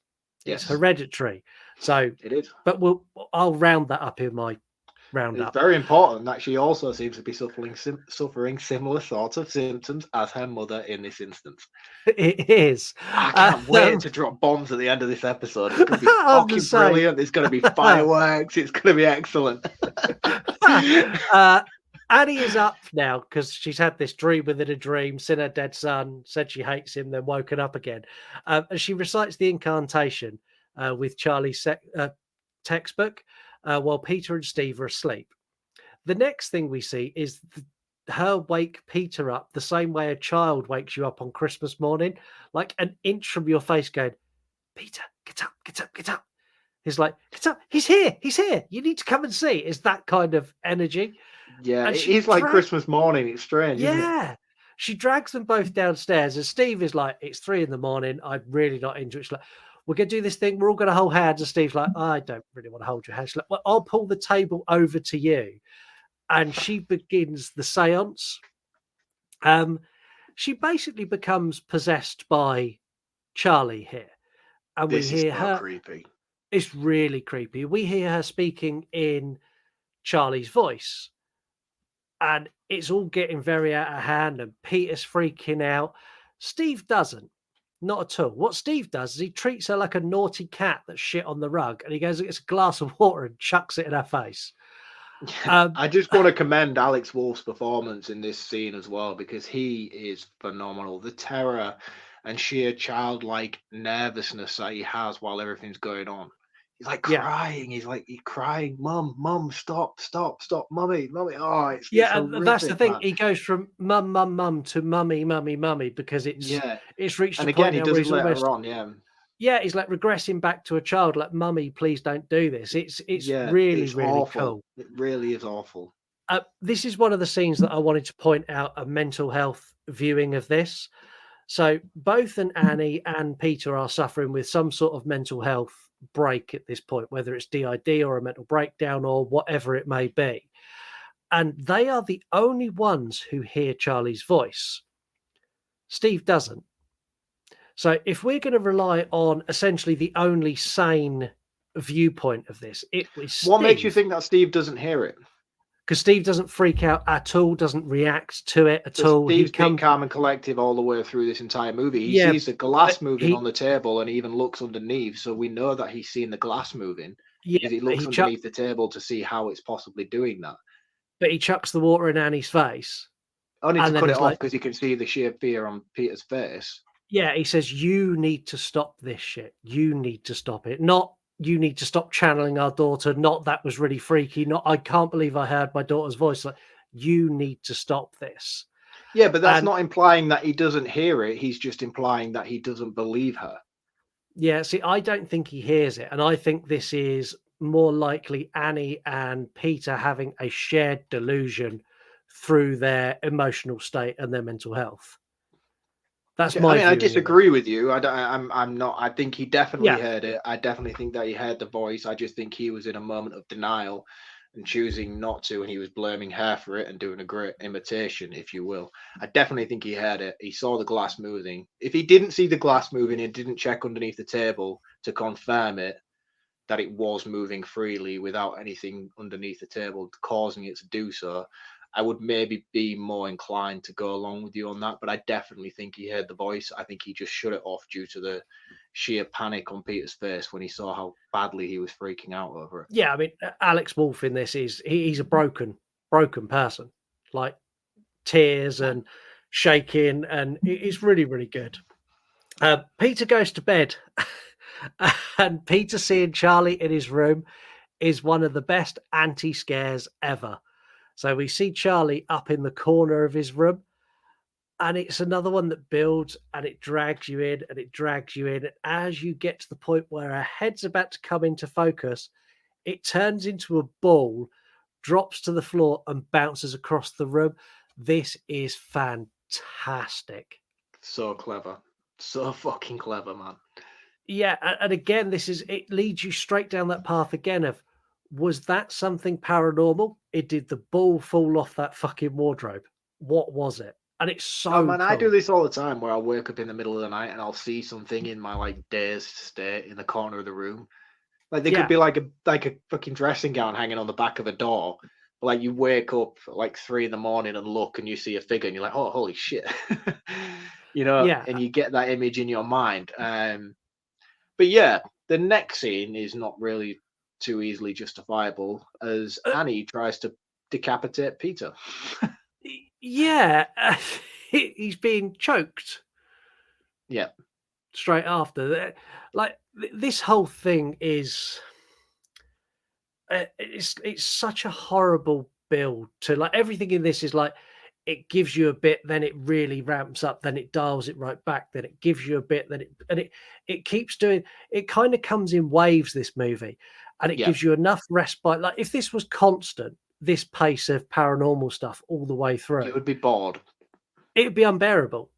Yeah. But because it's so well spaced, I think it's just perfect. But yeah, Annie wakes up because Annie clearly is doing this while she's sleepwalking. Mm-hmm. Peter snaps her out of it and wakes her up and is like, Mum, what are you doing? You just tried to pull my head off. He's like, no, I didn't. No, I didn't. What are you talking about? What are you talking about? They have this full back and forth before she finally jumps to the conclusion of like, something's going on here. You can't tell your dad what's happened. I'm the only one who can fix it. You have to believe me.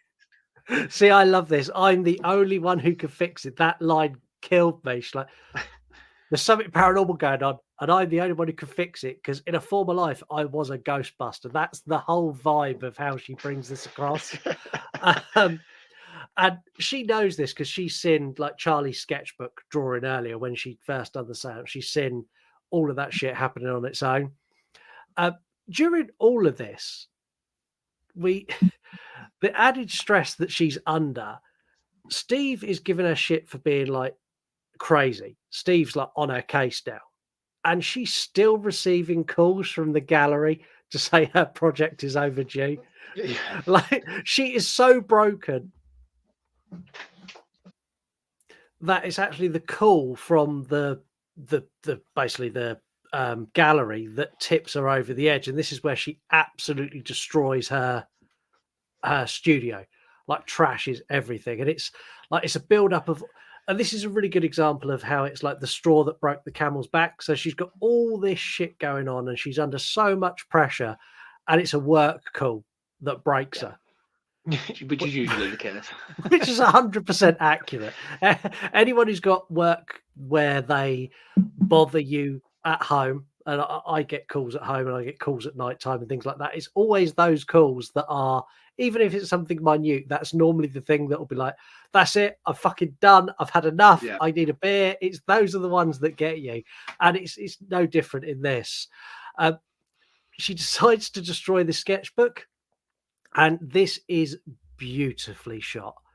She puts it into the fire, and as we see the flames lap up on the sketchbook, they appear on her arm, and it's in perfect sync. So when it first goes in, there's nothing on her arm because there's no fire on the sketchbook. And as it starts to catch her arm, giving her no choice but to rescue it and pull it out and put it out again. Yeah. Now, Annie turns to the only person who she thinks she can help, who is Joan. And she goes to Joan's apartment.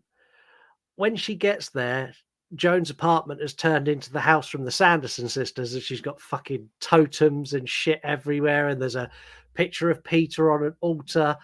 And Annie's like, this is the point where Annie's like, this isn't right.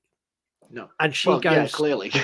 Yeah, she's like, And she goes home, she starts to sort of investigate, and this is where she's digging through her mum's stuff, and we find out that she finds photos of her mum and Joan together, and we find out they're part of the same cult or the same coven, and that like the goal of that cult was to summon Paimon into a male body. This is also where Annie goes into the loft and does their first like silent scream, which she does wonderfully. Haunting as fuck when she does that as well. Yeah, it's like that's the scream we all do in nightmares when you scream for help and nothing comes out. You just go and get nothing. And this is where we find Annie's mother's exhumed corpse, decapitated as well. Yeah, we might add up in the loft. rotting. Yeah, rotting badly. There's flies. Like I could smell this scene through the screen. We do get a few reference points as well, where after we get the phone call from the vicar to say that the body's being, well, he doesn't say that the body's being exhumed. He just says the grave's being desecrated, which is something I always find weird about this movie, because if somebody had stolen a dead body, there would be heavy police involvement, because this is not something you can get away with as just being criminal damage. See, I think that, and somewhere, not in this movie, but somewhere in this universe, there is a policeman looking for that missing body. That's happened. Honestly, but the bizarre thing about this film is like there is so many different movies available to you if you wanted it to be.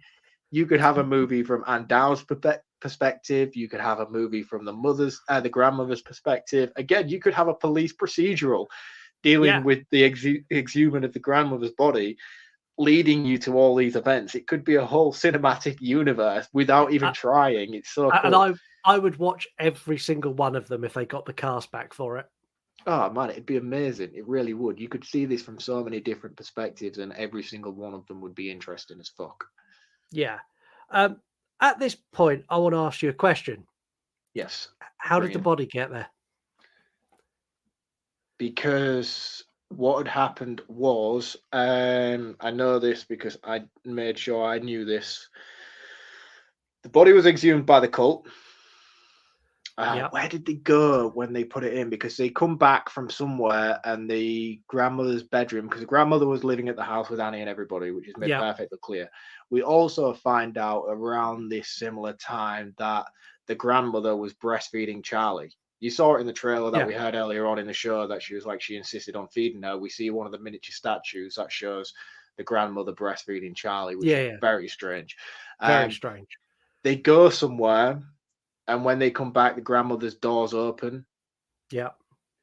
That was when the cult put the body in the loft. But we know throughout this movie, especially based on the artifacts that we find in Anne Dowd's flat, that they have heavy interference within the household coming freely, because there's a lot of things in Anne Dowd's flat that they have taken from the property. So we know that they're coming freely in the night or while they're not in, and interfering within the house.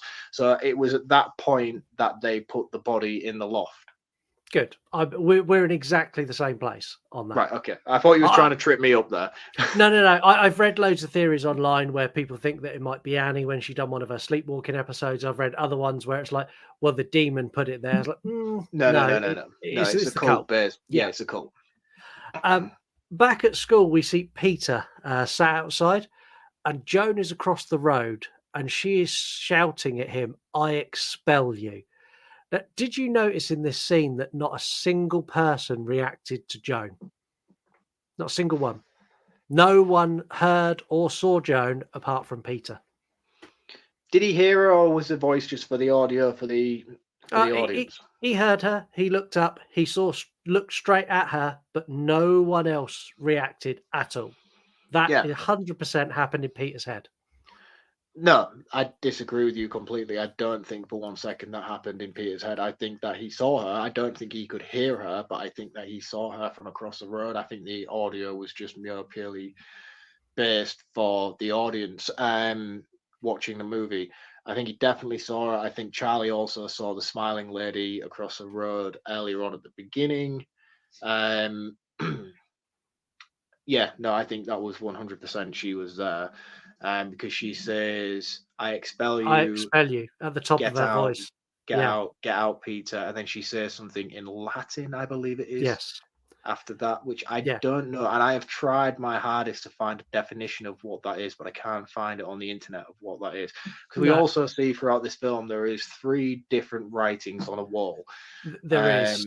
One of them is Satana Yeah. or Satani. I can't remember the other 2, but they also, I'm struggling to find translation for them on the internet to back up my theory. One of them I've got in facts. One of them is Pandemonium, which is the location of devil gods and chaos, and that is where they live. Pandemonium is a location of like a certain part of the underworld where chaos ensues and they all live. The other one is Satana, and I can't remember the third one in order to reference it here. Yeah, I've got some of those. In fact, I can't remember if I've got all of them. I've definitely got one of them in there. Peter is decidedly creeped out by this, and he heads to class. Teacher asks a question. He raises his hand, but he's having some sort of seizure or he's possessed, depending on how you view this. Yeah. And then he proceeds to smash his face off the desk twice, breaking his nose before sitting on the floor and screaming at the top of his lungs. Again, this is outstanding. Yeah, he sort of snaps out of it and just goes into sheer panic. This scene is horrifying. Yeah. When he looks into his reflection in the glass cabinet. And it smiles back at him. He smiles back at him. It's fucking horrifying. Really horrifying. And one thing we haven't mentioned throughout this episode so far as well is there is a lot of Donnie Darko glistening effects that transpire on screen whenever something truly supernatural is going to occur. It happens all the way through the film. You see it regularly. But you see Peter follow it into the classroom at this point just before this incident occurs. Yeah, there's also a lot of referencing on like eye points of when things are good and when things are bad. So naturally, we read left to right in the Western world. When things are going well, we'll see lots of transitions of characters go from left to right, or we'll see characters stood on the left-hand side of someone if they're supporting them. Yeah. When things are going wrong, we see lots of things that go from right to left, like the car when it comes down the road.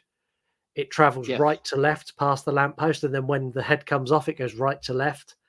There's lots of really clever little things like that if you're really paying attention, there's lots of like, they tell you this scene is bad before anything's happened just by where they position characters. It's incredibly clever, beyond what it needs to be.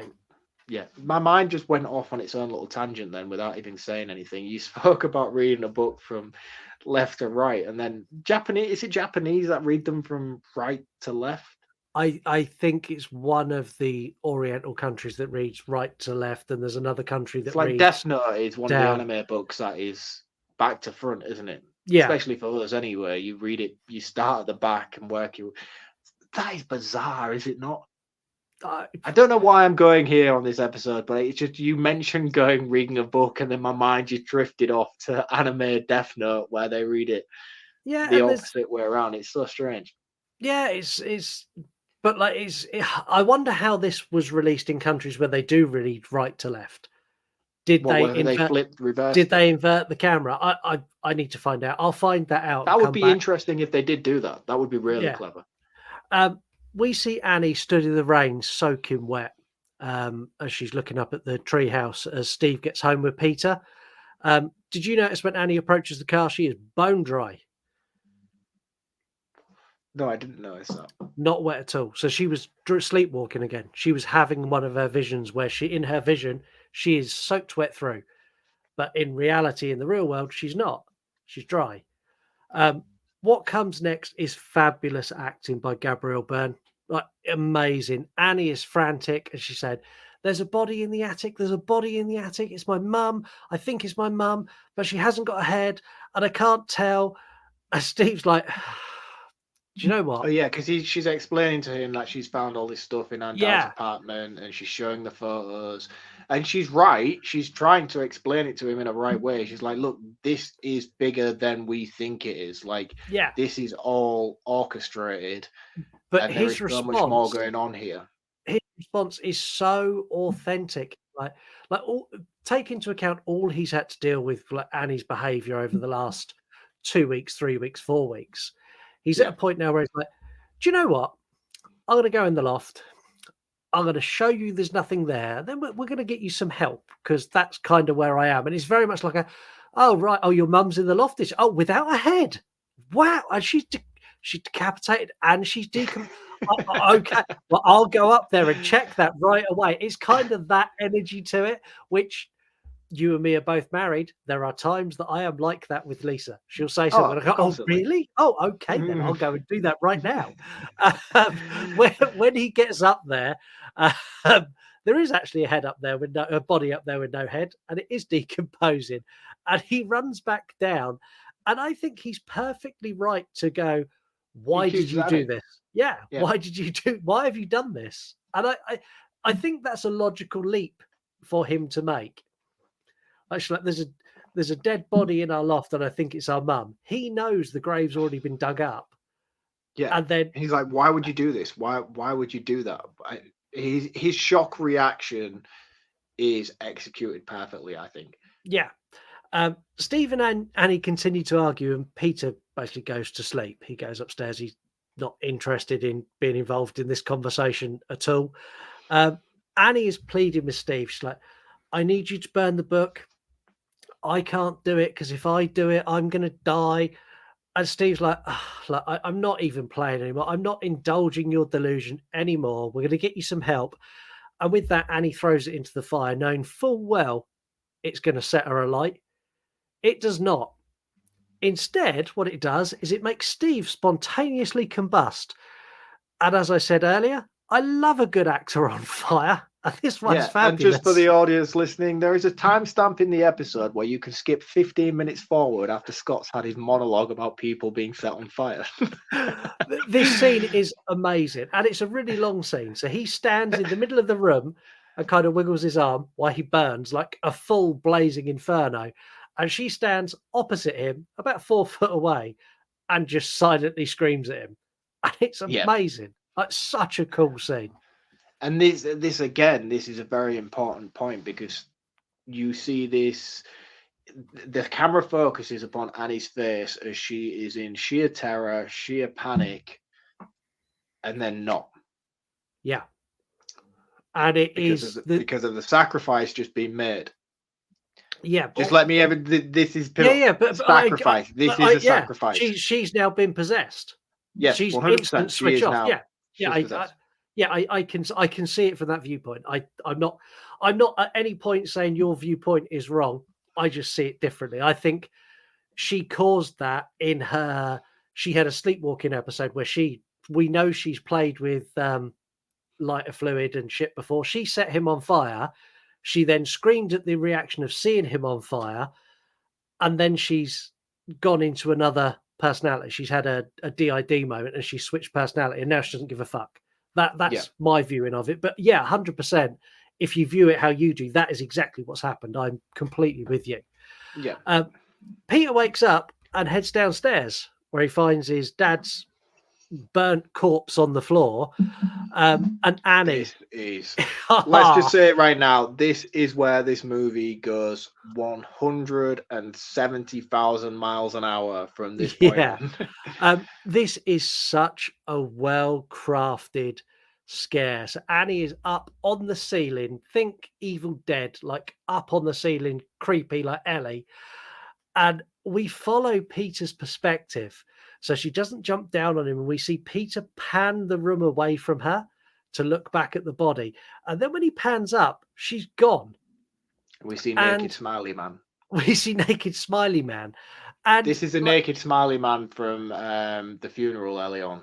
Yes, it is. Who was smiling at Charlie. And although that scene might have come across as creepy and he's smiling at a child, no, he's not smiling at a child. He's smiling at the pagan.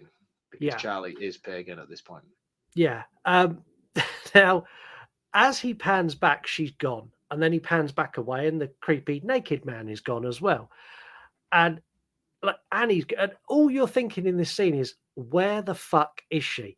And he looks back up and she's not there. And as he turns back around, she comes out of a corner of a room, like literally out of fucking nowhere.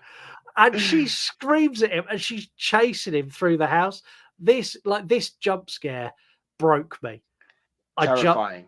I was eating a bowl of peanuts, which were all over my lap and Lisa's when this happened.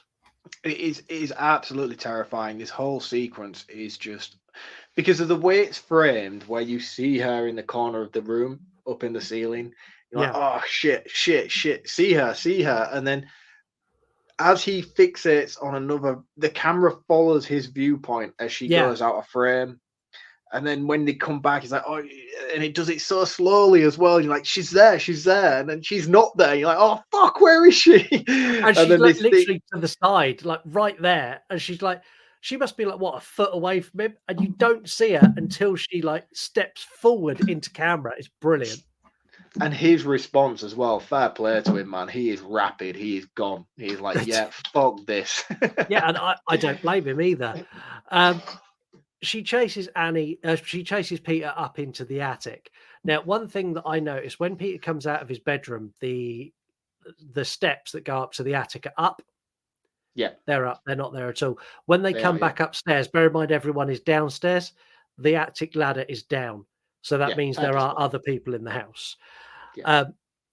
He goes upstairs into the attic, and he's expecting. Don't skip over the fact where she's headbutting the loft door, because that is the most terrifying thing in the world. She's on the ceiling, and the camera perspective as well, the way that it's framed and shot is fucking incredible. And she is just repeatedly headbutting the loft door. And again, he reverts back to his childlike nature, and he's mummy. He's not mum. He's mummy. Please stop it. It's awful. Yeah. When you watch this scene, you are just, not only are you terrified, but your level of empathy for his character is just incomprehensible. It's such an awful scene to watch. It is. And then the banging stops. Yeah. And he's in the attic, and you're like, oh, she's gone away. And then he turns around and he looks up into the rafters where his mum is decapitating herself with a piano wire. And honestly, I did not see it coming at all. No. And the noises as well. She starts off really slow. It's like, she just goes to town. Horrific. And he can't take it anymore. And he takes the only viable option, which is to sling himself out of the attic window. Yes. Which to be fair, I think was the right decision at this point. And at this point, we see the Donnie Darko the mist come again. Yeah. And this now inhabits Peter. It goes inside Peter's body. You see it fully go inside him. Yeah. He's out cold. When he comes to, how do I go through this?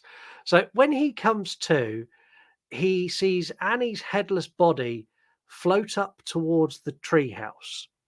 Yeah. Now, why Peter follows it is beyond me, but he does. He follows his mum's floating corpse up to the treehouse. He's no longer Peter at this point. Yeah, okay. I see what you're saying. In the treehouse, there are naked people, lots of naked old people, which is not very nice to look at. There's the statue of Paimon with Charlie's decapitated head on the top of it. And then when he gets up there, the corpse of his mum and his grandmother are bowing to the statue with no heads. A lady places a party hat on Peter. The lady is Joan, and this is where she's no longer wonky with her acting. She places the crown. She's like, Paimon, you're here. It's like is it that. Paimon? It is Paimon. Isn't it? Paimon, I was calling it pagan earlier. I do apologize. They all hail him as the reincarnation of the demon Paimon. And the story ends with a shot of the model treehouse. And in the treehouse now is Peter with his silly party hat, the decapitated corpses of his mum, the model of Paimon with his sister's decapitated head on it, and all the naked coven members in there. The ending of this movie, the ending of this movie is something that gets criticized a lot, and I get it. I can see why people criticize it because it is so rapid and there's no explanation, and they just end it. But it's a happy ending if you're a cult member or you're Paimon. Or if you're Peter, because you've got a party hat. Well, no, because he's no longer Peter. But yeah, if you're Paimon the demon, you have won, and if you are a cult member, you have the reincarnated payment demon that you've been searching for the entire movie. Yeah. So you have won from that perspective. We're going to have a lot to talk about. We've got a good chunk of 3-word reviews. We've got some TikTok talks and some facts. We're going to take a break. Video Tasties is the ultimate YouTube channel for movie fans. Whether action movies are your thing or you like a romantic comedy, Video Tasties has you covered. With regular live watch-along parties, top 10 countdowns and reviews and so much more. Not to mention, Video Tasties also showcases his very extensive VHS collection for you all to enjoy. This is an account that must not be missed and is an absolute must for any movie fans. Go check him out at yourunpodcast.com. Let's do 3-word reviews. There's a lot to play with here. Let's start on X. Let's Talk Horror Channel. Horrible Hipster Horror. And that's BP, former guest on the show. Really good podcast. The Terrible Terror podcast. Colette Was Robbed. I agree. And they're a horror podcast. Marc Robinson. Watch Your Head. They're a horror author. Threads. Radar Board, also with Watch Your Head, they're a horror account. Slasher stay true to form, and they have nothing to say this week. They never have anything to say. On Instagram, we've got Creepy History Class, Midsummer Was Better, and that's Veronica. That's bold. And they're a paranormal investigating account and do loads of true crime stuff. Mike the Movie Misfit, Better Than Midsummer, and they're a horror account. I like to show two sides of the coin. Pop Culture Reflections, Lookout Poll, and that's Justin, a member of the You Run Podcast Network. Brilliant show. Latest episode now is 90s TV characters, which is awesome. Frightmare Collective, Ari Aster's masterpiece, and they're a horror podcast. Ghost Note 1986, another former guest on the show, coming on The Shining with us. Light Pole Destruction. Salvage Horror, Worst Highlander Remake. And they're a horror account. Tinkerbuff, Overrated Beyond Reason, and they're a filmmaker and horror account. Skellington Fan, Did Not Like. That's Skelly. Again, former guest on the show, come on and done The Crow with us. Horror Geek 1987. Does not pull any punches at all. Bag of Shit. And they're a horror reviewer. Nate Mayer, Awkwardly Getting Head. And they're a horror writer. And finally, Montana Minix. Absolutely amazing film. And they're a model and an OnlyFans creator. So what's your favourite one this week? I'm going to go with 2 this week. And my first one, just because I feel it very strongly, is Colette Was Robbed. Yep. Massively agree with that. And then my second one is Ari Aster's masterpiece. I can't remember who said either of those. Do apologize. You always ask me at the end who's my favorite, and then I have to fixate on one because I have to digest a lot of information with 3-word reviews. Colette Was Robbed was the Terrible Terror podcast, and what was the other? Ari Aster's masterpiece. That was Frightmare Collective. I'm going with Awkwardly Getting Head. Where's your head at? At least one of us had to go with something silly this week. Yeah, exactly that. Let's do some TikTok talks. So TikTok talks is where we give people on TikTok the opportunity to talk about the movie. And we're going to start that now. And we're going to start with, I've got 2 this week. Do you want to start with Larry, who's been on before, or do you want to start on with Billy Sweets? I'm assuming Larry's probably going to go for a while, so I will go with Billy Sweets first. They're both the same. They're both stuck to the 3 minutes this time. Oh, okay. So let's go with Billy. Run Podcast is giving his listeners a chance to be featured on his podcast by making a stitch about the film that he is talking about this week. And this week he's talking about Hereditary. Now, in his video, he mentioned that this film was very divisive amongst horror fans. That is very true. I have a lot of friends who like this movie, and I have a lot of friends who don't like this movie. There's not really a middle ground. It's you like it or you don't. Now, what camp do I fall under? Well, this movie is the scariest movie I have ever seen in my entire life. Now, I am not one to really watch horror movies. Back in 2018, I told myself, you know what? You need to get over this fear of horror movies. Just start watching them. Now, I've seen a lot of horror movies since then, but This one in particular has stuck with me since I have watched it. I remember the date and time that I watched this movie. I saw this movie on April 1st, 2019 at 12:08 a.m. That is how much this movie has stuck with me. I also watched it by myself in the dark. Biggest mistake I've ever fucking made, literally ever. When I tell you that there are some images from this film that have been seared and burned into my brain for the rest of my life, that is not an exaggeration. There are many scenes involving this one right here and Toni Collette that literally will never leave my brain ever. And they haunt me in my nightmares. In fact, after the credits rolled at the end of the film, I took a selfie of what my face looked like after the third act.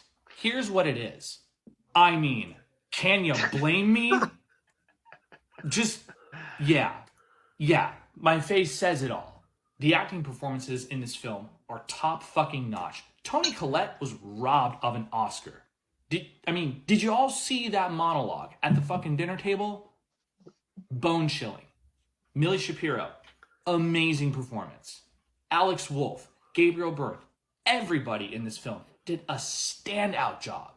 Ari Aster's direction, the cinematography, the fucking bone-chilling, terrifying score of this film, and just the entirety of this film, everything that encompasses it, shook me to my core. Oh, and I will never be okay with somebody clicking their tongue like this ever fucking again. So until further notice, Hereditary is the scariest horror film I've literally ever seen. Amen to that, brother.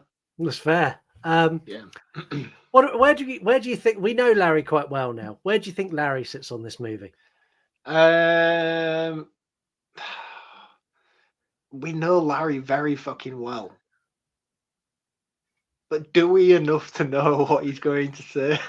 Well, I know because I've he seen surprises me every time. Well, I think just Larry when I think I know where he's going to go, he goes in a completely different direction. So I think he's going to like this. I know Larry has a strong appreciation for horror movies, and I would be surprised to see him shit all over this. No. Okay. Well, let's see what Larry has to say. Oh boy, I just woke up. And first thing I see when I open my eyes and pull up this app is Scott using the term elevated horror. And I said, oh, I should probably go back to sleep. Because motherfucker's tripping. Now, I think Hereditary is a tremendous movie that deals with the complex relationships inside of a family, specifically in the wake of something just awful and horrific. And the way that a family disintegrates because of horrific events. It also plays with the blurring of the lines of occultism and dissociative disorder, which with dissociative disorder, it's hard to tell what's real and what's not.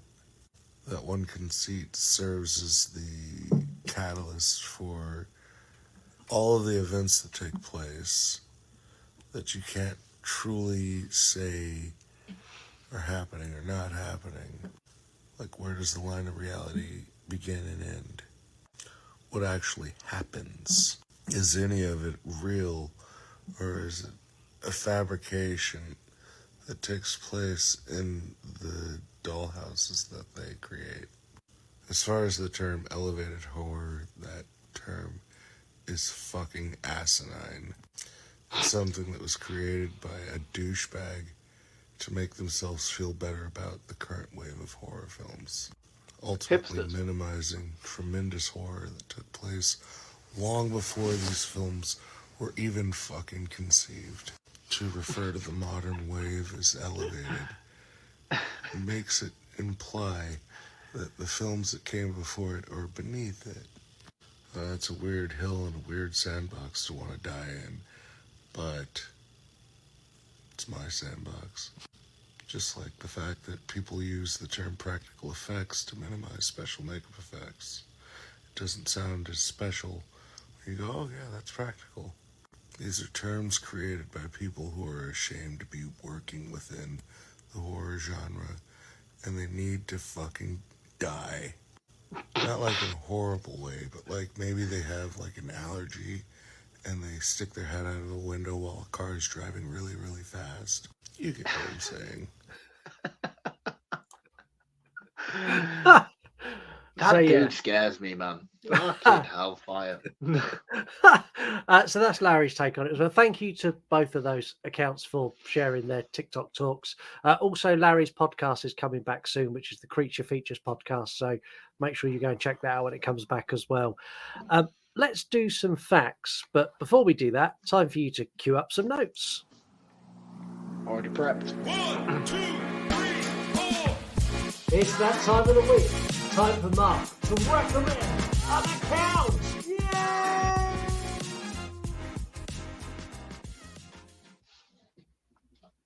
So this week's recommended account is nightmare_reading_. This is a very, very new account to the point where they have minimal followers and minimal posts. However, one of the reels that caught my eye was them showcasing their entire, and I don't just mean entire, I mean a complete collection of original Goosebumps books. And I couldn't have been more envious of it in my entire life than anything. They have 1 right through to 63, which is something that I'm trying to achieve. I've got maybe 7 missing. I think I've got most of them. I'm missing 7 that I haven't managed to track down. But this dude has the entire collection. He showcased it on a reel, and I saw it, and I was in constant awe, and I was like, that is fucking amazing.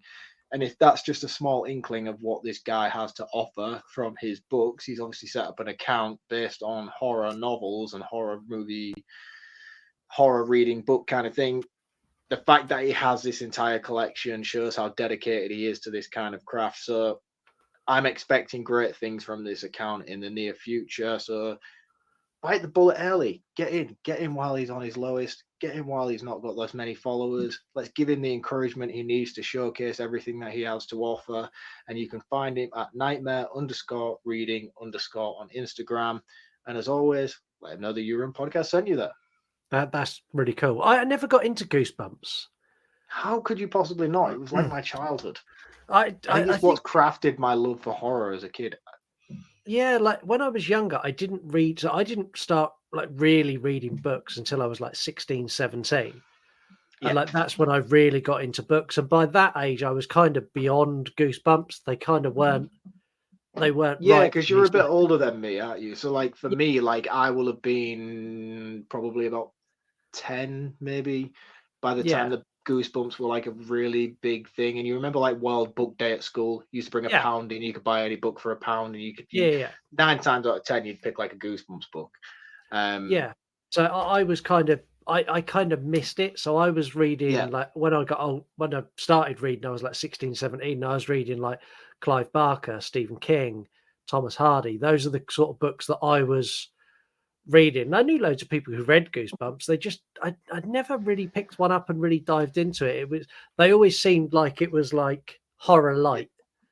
Yeah, it was exactly. That's exactly what it was. It was horror light. It was catered for the younger audience, which is something that I just hit at the perfect time for me. It was like I was just sort of experiencing the spooky side of life, and as I did, they were all the rage when I was growing up, and everybody had Goosebumps books. You couldn't walk into a friend's house without them having like 3 or 4 in their house, depending on what the story was. And then the TV series came out on the BBC similar time.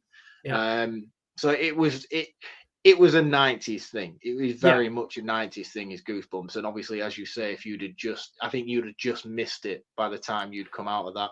I remember the series, because there was the series, and then you had another series that ran almost at the same time, which was called Are You Afraid of the Dark? And that I loved. Yes. That was like the American Goosebumps, wasn't it? Yeah, and that I really enjoyed. But I don't know, I never really got into Goosebumps. I watched the newer movies they've done, and I was kind of a bit like, meh. Yeah, again, the newer movies with Jack Black are absolutely great. They're a lot of fun and they hold a lot of nostalgia hits for people who grew up reading the books, but they're not necessarily a Goosebumps story. They're a homage Just to using the Goosebumps. characters. Yeah. Yeah, so like they have the things where like Jack Black plays the author of the Goosebumps books, and then Yeah. he unleashes the volumes, and then certain creatures from the stories pop out, but it's not necessarily a Goosebumps tale. They're great for what they are, but if you're a Goosebumps fan, it's not really going to cater to you. There's a new TV series that came out, I think, end of last year, beginning of this year, which I haven't watched yet, but I've heard great things about it, and I do need to go back and watch.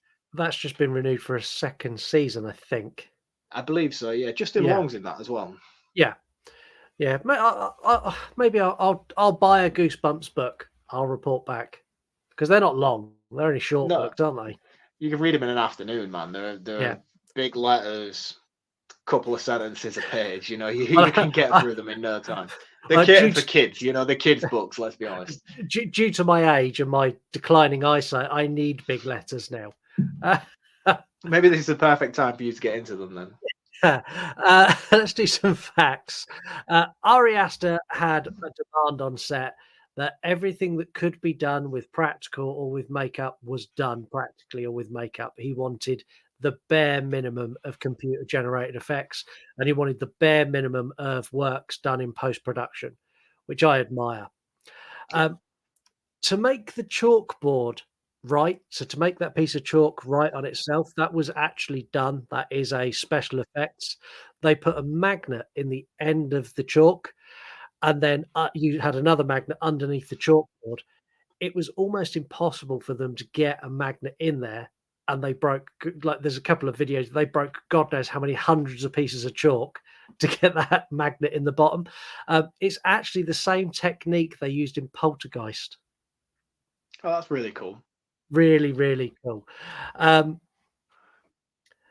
They also used it in Matilda. They used it. Matilda's amazing.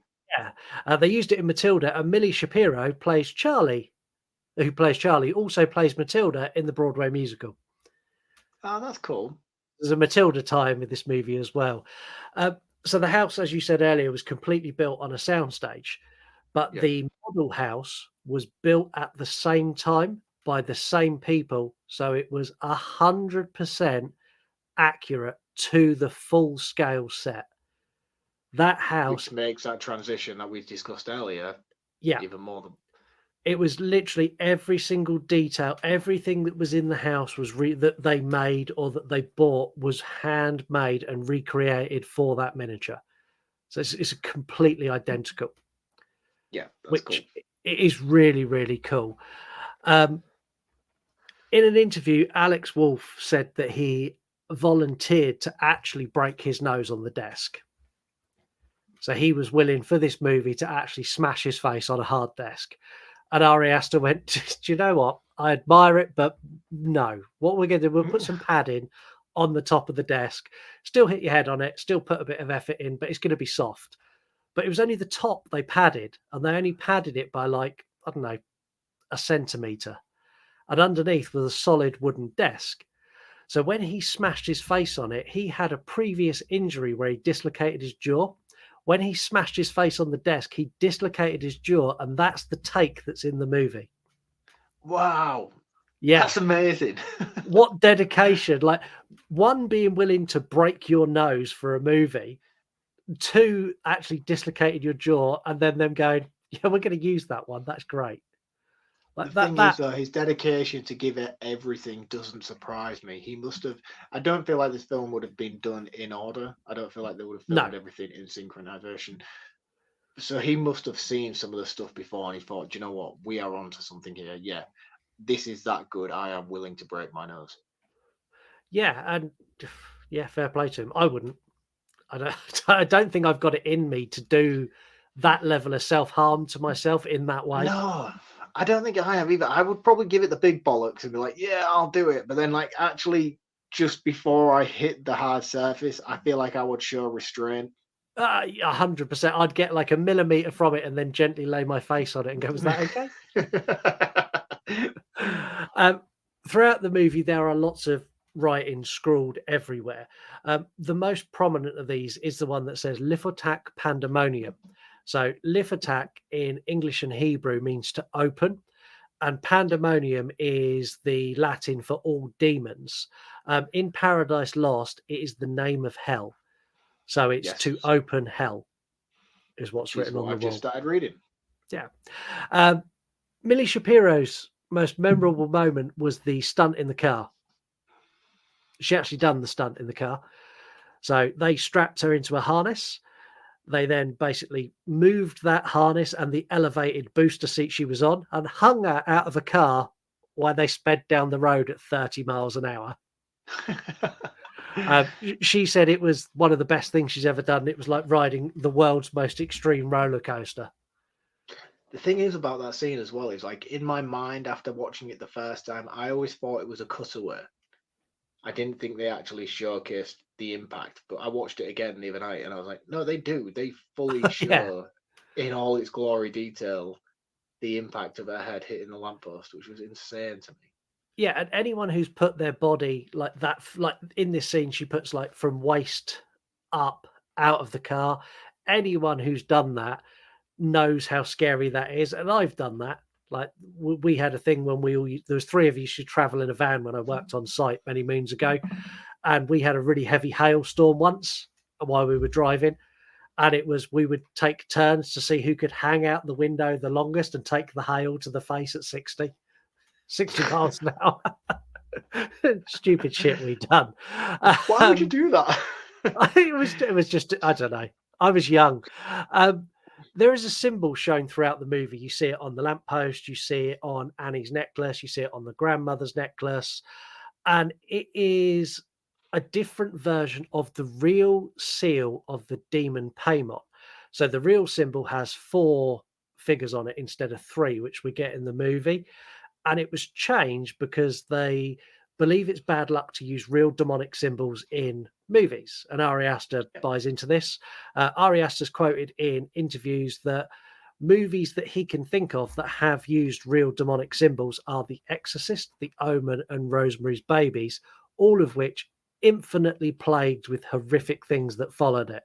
So because of that, he made the decision to alter it. Ironically, though, all of which he drew massive inspiration from for this film. Yeah. Which again, what if you're going to draw from movies? They're the movies to draw from, surely. Yeah. We're not going to play a game this week because this episode is already way over our usual runtime. And if anyone is still listening, hello. If you didn't tune out like 30 minutes ago, do you want to round this up first, or do you want me to round it up first?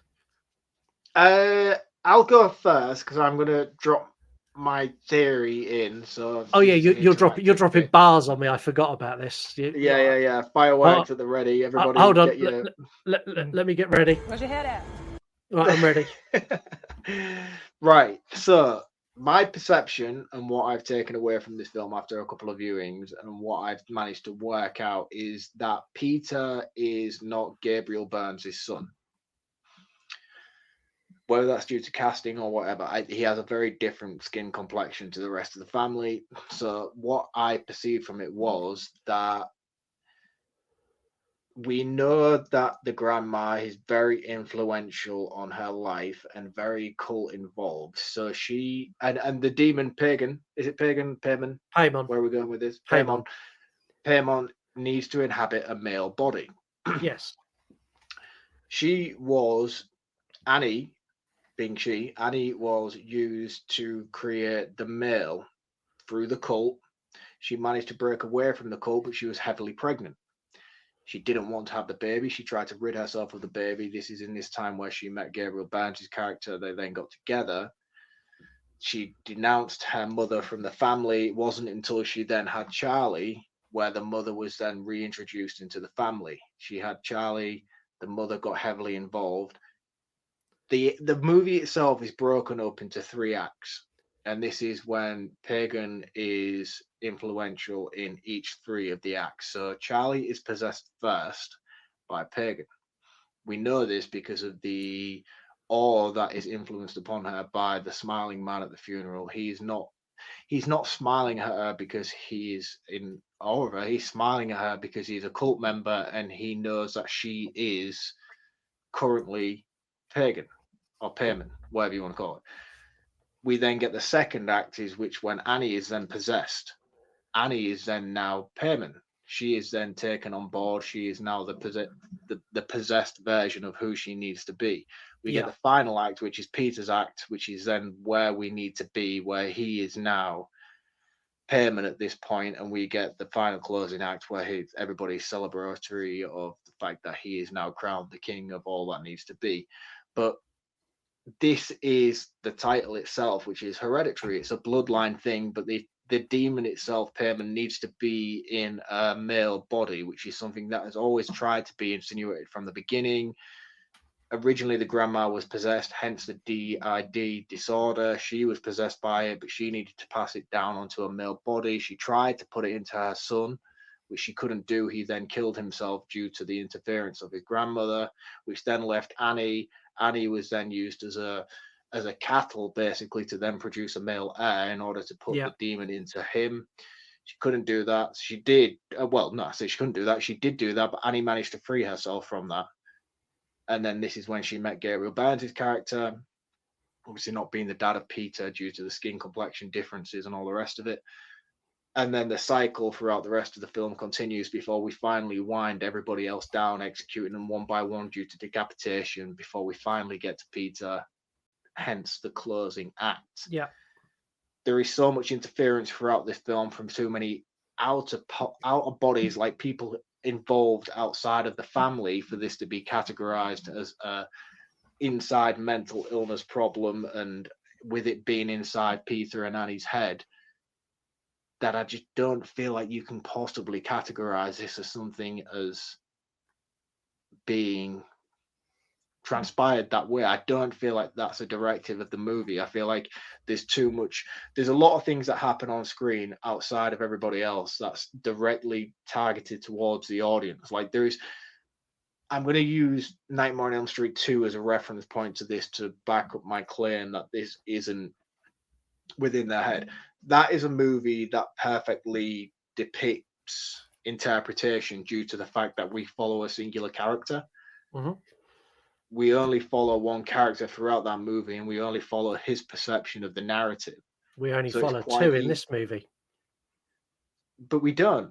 We do. We only see the world through two people's eyes throughout this entire movie. No, three if you include Charlie, who was also possessed by the demon at the beginning. Yeah. I'll let you finish your roundup. But you can't categorize Charlie as being all within DID and all three of them having the same disorder. Why not? It's a hereditary disorder that's passed from mother to child. So why not?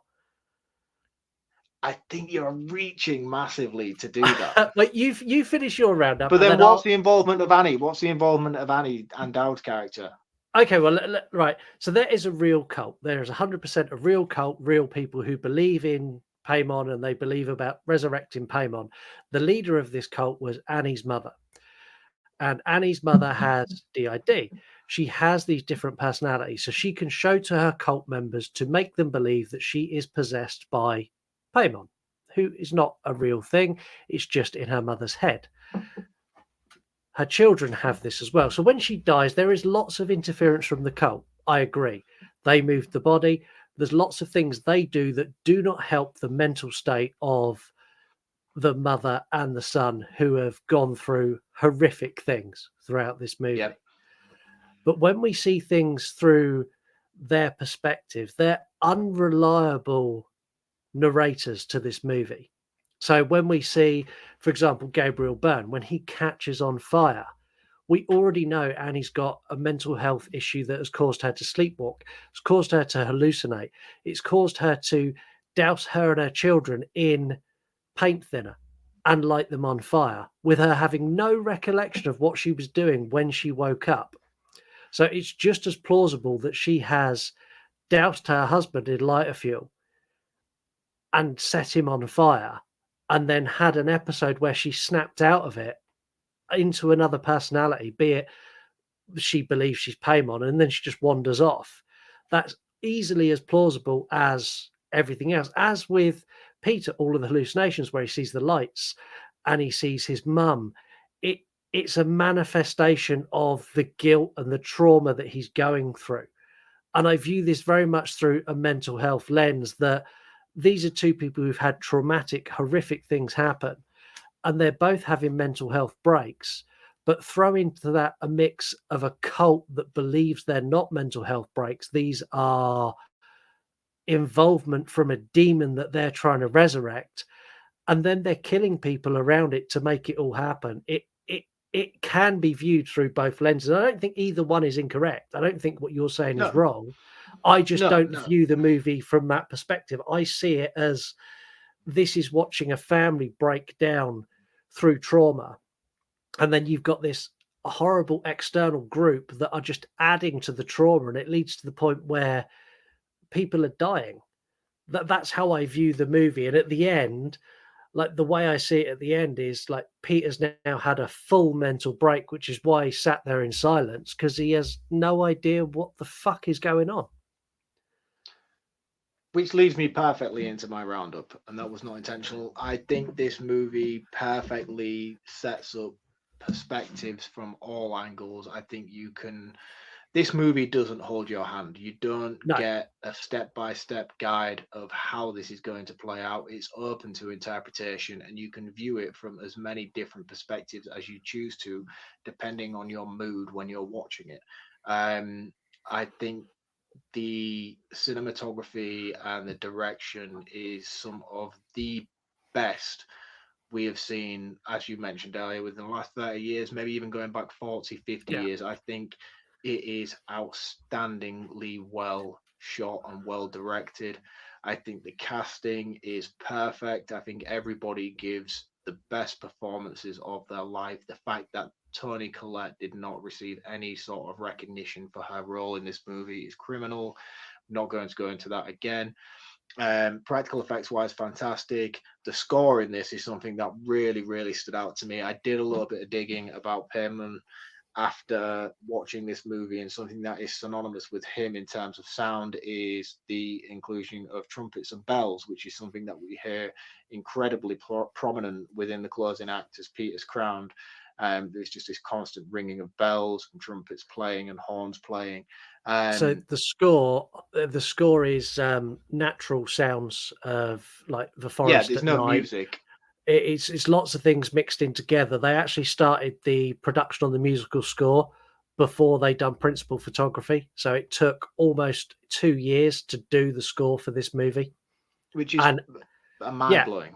I think it's about 90% of the actual movie is scored, which when you think of a normal movie, it's like 20%. So it's a massive and none of it score is iconic. It's not a repetitive sound score that you would insinuate with, such as The Exorcist or Halloween or things like that. It is just ominous sounds, but curated in a way that is amplifying of every single scene, but just due to natural sounds, as you mentioned. The scoring is just pure genius. It really is. I think this, for me, is one of the most terrifying movies I have ever watched in my entire life. I have not seen a movie, excuse me, that has put me in such a state of anxiety and pure anticipation the way that this film did.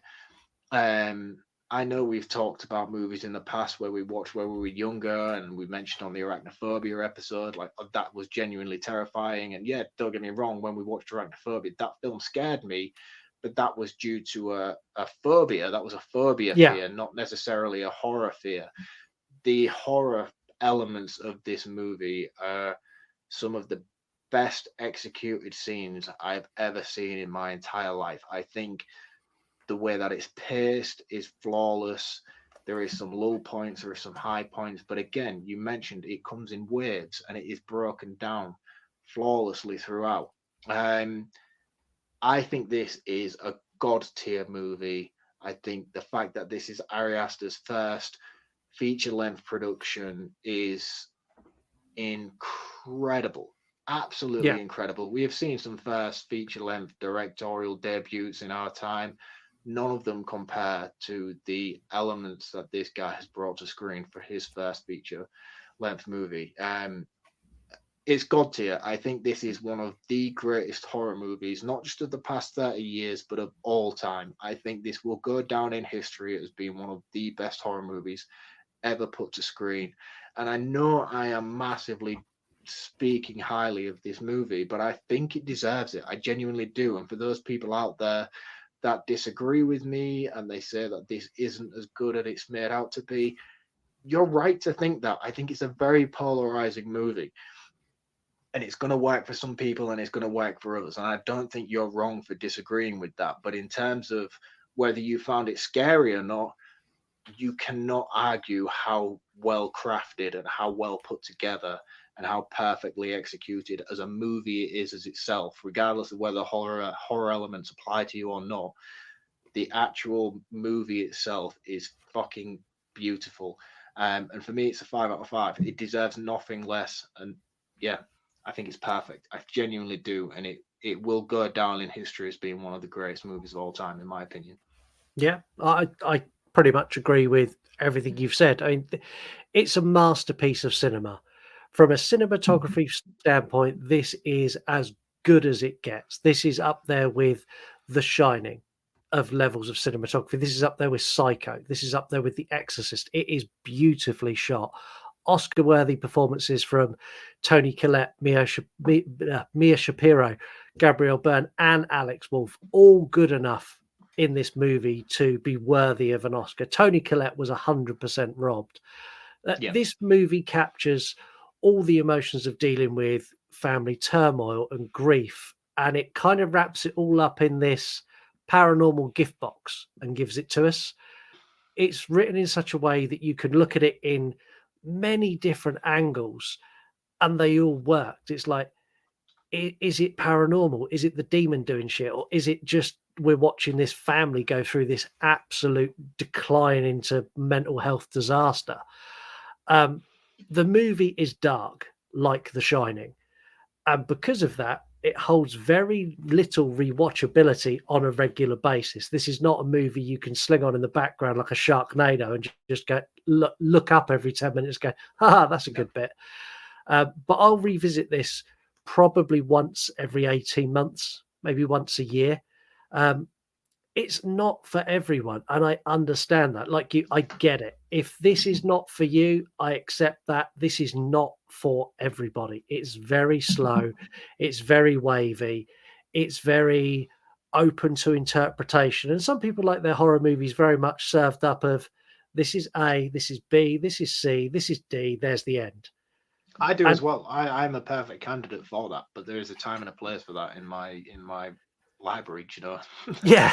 I like the fact that I can go and do that on a regular basis, but when something as magical as this comes around, I can appreciate it for what it is. Yeah, it's faultless storytelling. So we mentioned so many times where they preface stuff in throwaway comments that then becomes super relevant later. The actual script writing for this is fabulous. Performances across the board are honestly once in a generation kind of a deal. Like, we will not get another horror movie like this for 20 years. This is not a movie like The Exorcist, like The Shining, like Psycho. This is not a movie you can replicate again and get the same result. It cannot be done. It's a full 5 out of 5. This movie is faultless. Yep. Completely agree with you. I think that's the fairest score we can give it. Yeah, and the listener scored it 2.5 out of 5. So I'm sorry if we disagree with you. That rounds another lengthy edition of Horror Movie Review. Just like last week, I have no idea what we're recording next week, but all I can tell you that it is Space Week, because again, the poll is running right now. So to infinity and beyond, I guess. That's about all I can give you. One giant leap for man. Yeah, one small step for man, one giant leap for mankind. I can go with that one. A huge thank you for listening. Don't forget to leave us a review wherever you can. Go get something from our shop if you can do that. Have a wonderful week. And until we see you next time, be good. See you later. See you next week, guys. Hey, everyone. The You Run Podcast. The You Run Podcast. You want to die tonight? Scott, I think you know who the fuck this is that's talking. Cancel Marc. I was terribly offended. Because after all, this is not our show. This is your show.